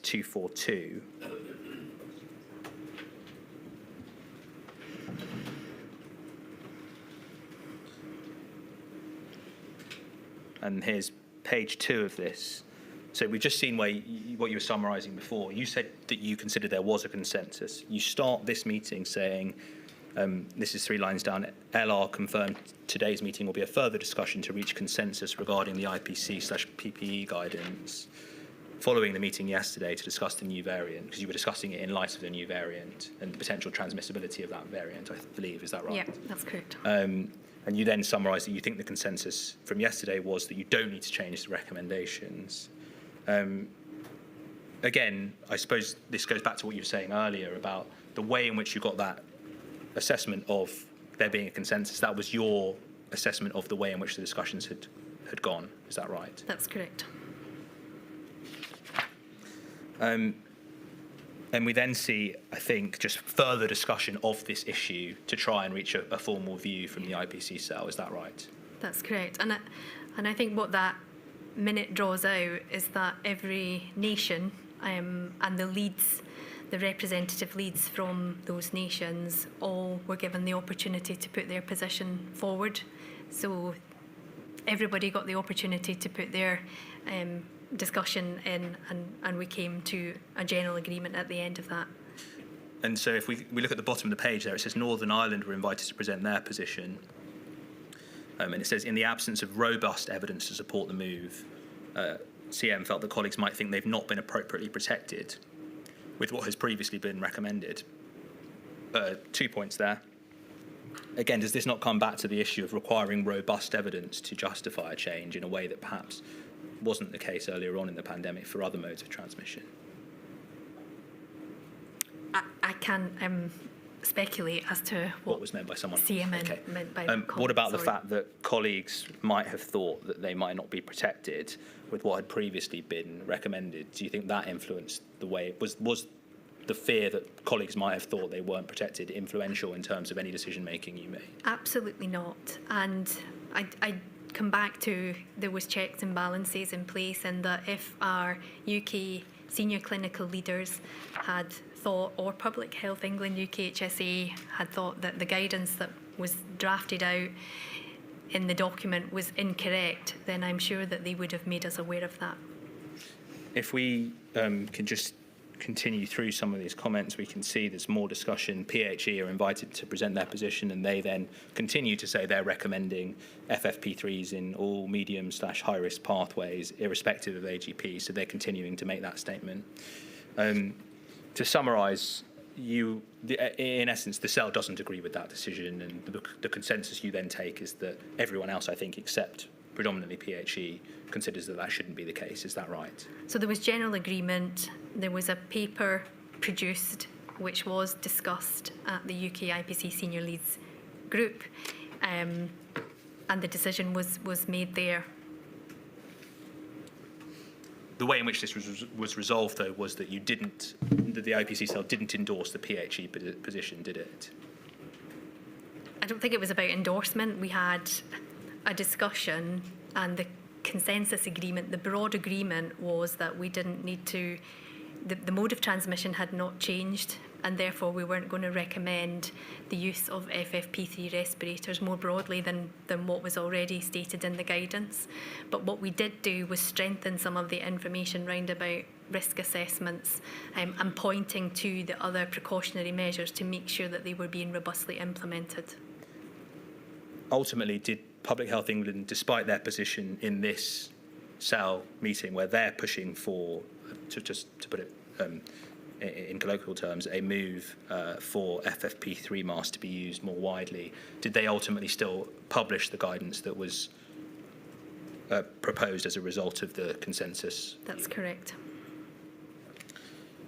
So they didn't decide to take a different view and perhaps overrule the IPC cell, but your view is they could have done if they wanted to? Correct. Okay.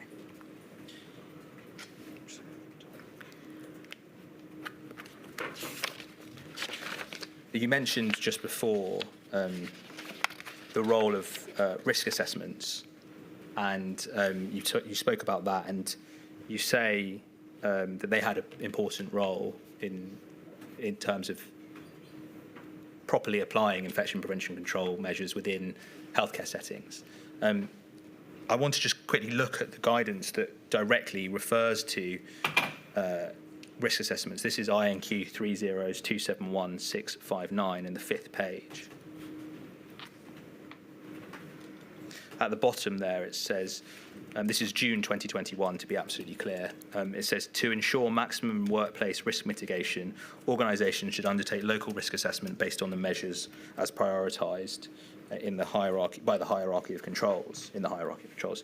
If an unacceptable risk of transmission remains, following a risk assessment, etc., for now.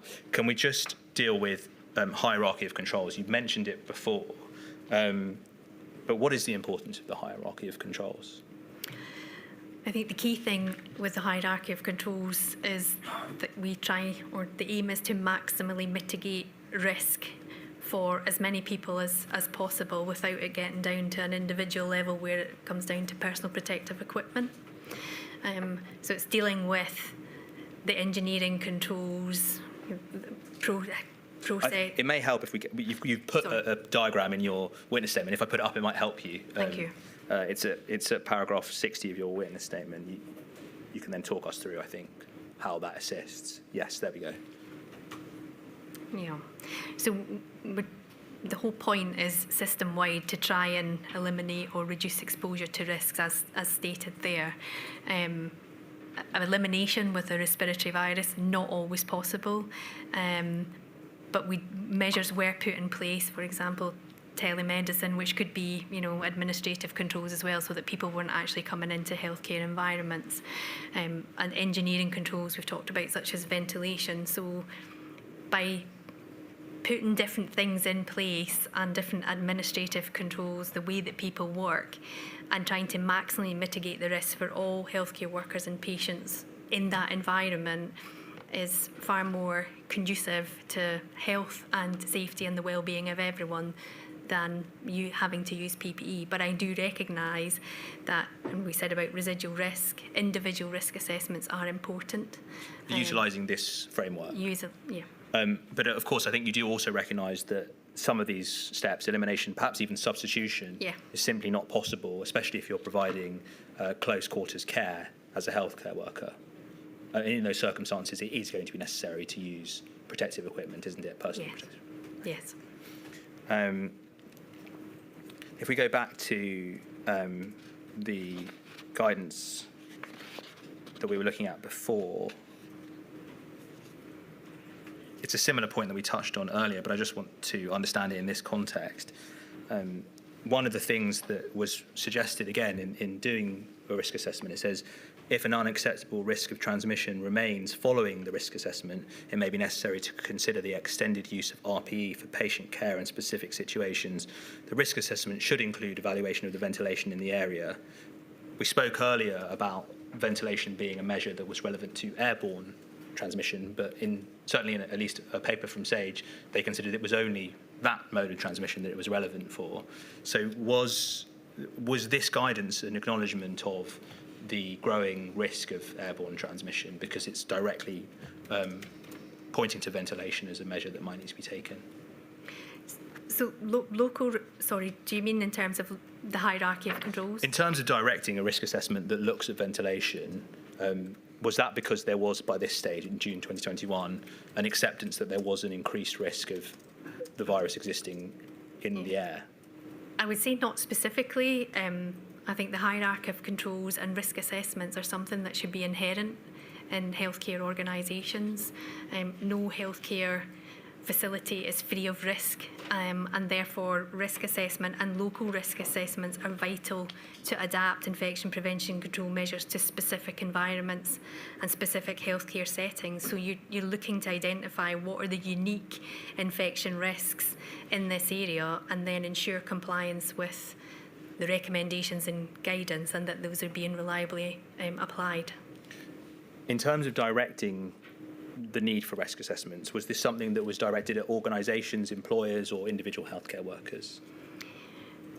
At different levels. I mean, for employers, the Health and Social Care Act for healthcare premises includes within that risk assessments. I mean, our clinicians do risk assessments probably every day when they are seeing their patients and managing their patients. I think risk assessment of the environment will include many people. It's an employer's responsibility to ensure health and safety in the workplace. So the risk assessments would be carried out by a multidisciplinary team of individuals, including ventilation engineers, and ensuring that that approach was taken. The inquiry's heard some evidence and has received some evidence that there are challenges in terms of actually conducting risk assessments, and that sometimes guidance that requires an additional step to be taken in terms of then doing a risk assessment can be difficult for healthcare workers to actually implement. Do you accept that directing an organisation to do a risk assessment is essentially making them make the decision about the level of risk rather than guiding them as to how to protect against the virus? I don't think it's directing them to do it on their own. I think there is guidance there to do it. Risk assessment is something that is, ingrained within healthcare systems. It's set out in the Health and Social Care Act for infection prevention. The code for infection prevention control risk assessment is fundamental within all of that and in the day-to-day business and work of organisations. What we did do, recognising that it seemed to be a challenge, was we developed tools for various different settings, be it acute care settings, GP practices, dental practices, to support organisations or employers undertake a risk assessment in accordance with the hierarchy of controls. We also had teams within, or personnel, colleagues within the national IPC team who were part of a support mechanism who would go out and help organisations where they were struggling or where they had outbreaks of infection to help them undertake some of the risk assessment and put mitigating measures in place. Thank you. Just in terms of these risk assessment, they appear to be, this is a general recommendation. One of the things the inquiry has heard about is the disproportionate infection rates among some healthcare workers, including those from ethnic minorities. This wasn't a particular risk assessment that was specific to them or those particular workers or any particular workers, was it? It was a general risk assessment. A general risk assessment. And the IPC cell did it delve into providing specific advice about how to account for specific inequalities or anything like that? That wasn't the remit of the IPC cell, was it? No, but we did, with the guidance, what we did do was a complete inequality, diversity impact assessment, an EHIA, Equality Health Impact Assessment, for the guidance initially, and then we would review that when we were updating the guidance documents. Thank you. I think that might be an appropriate time. Certainly, I should return at 3:30. All rise.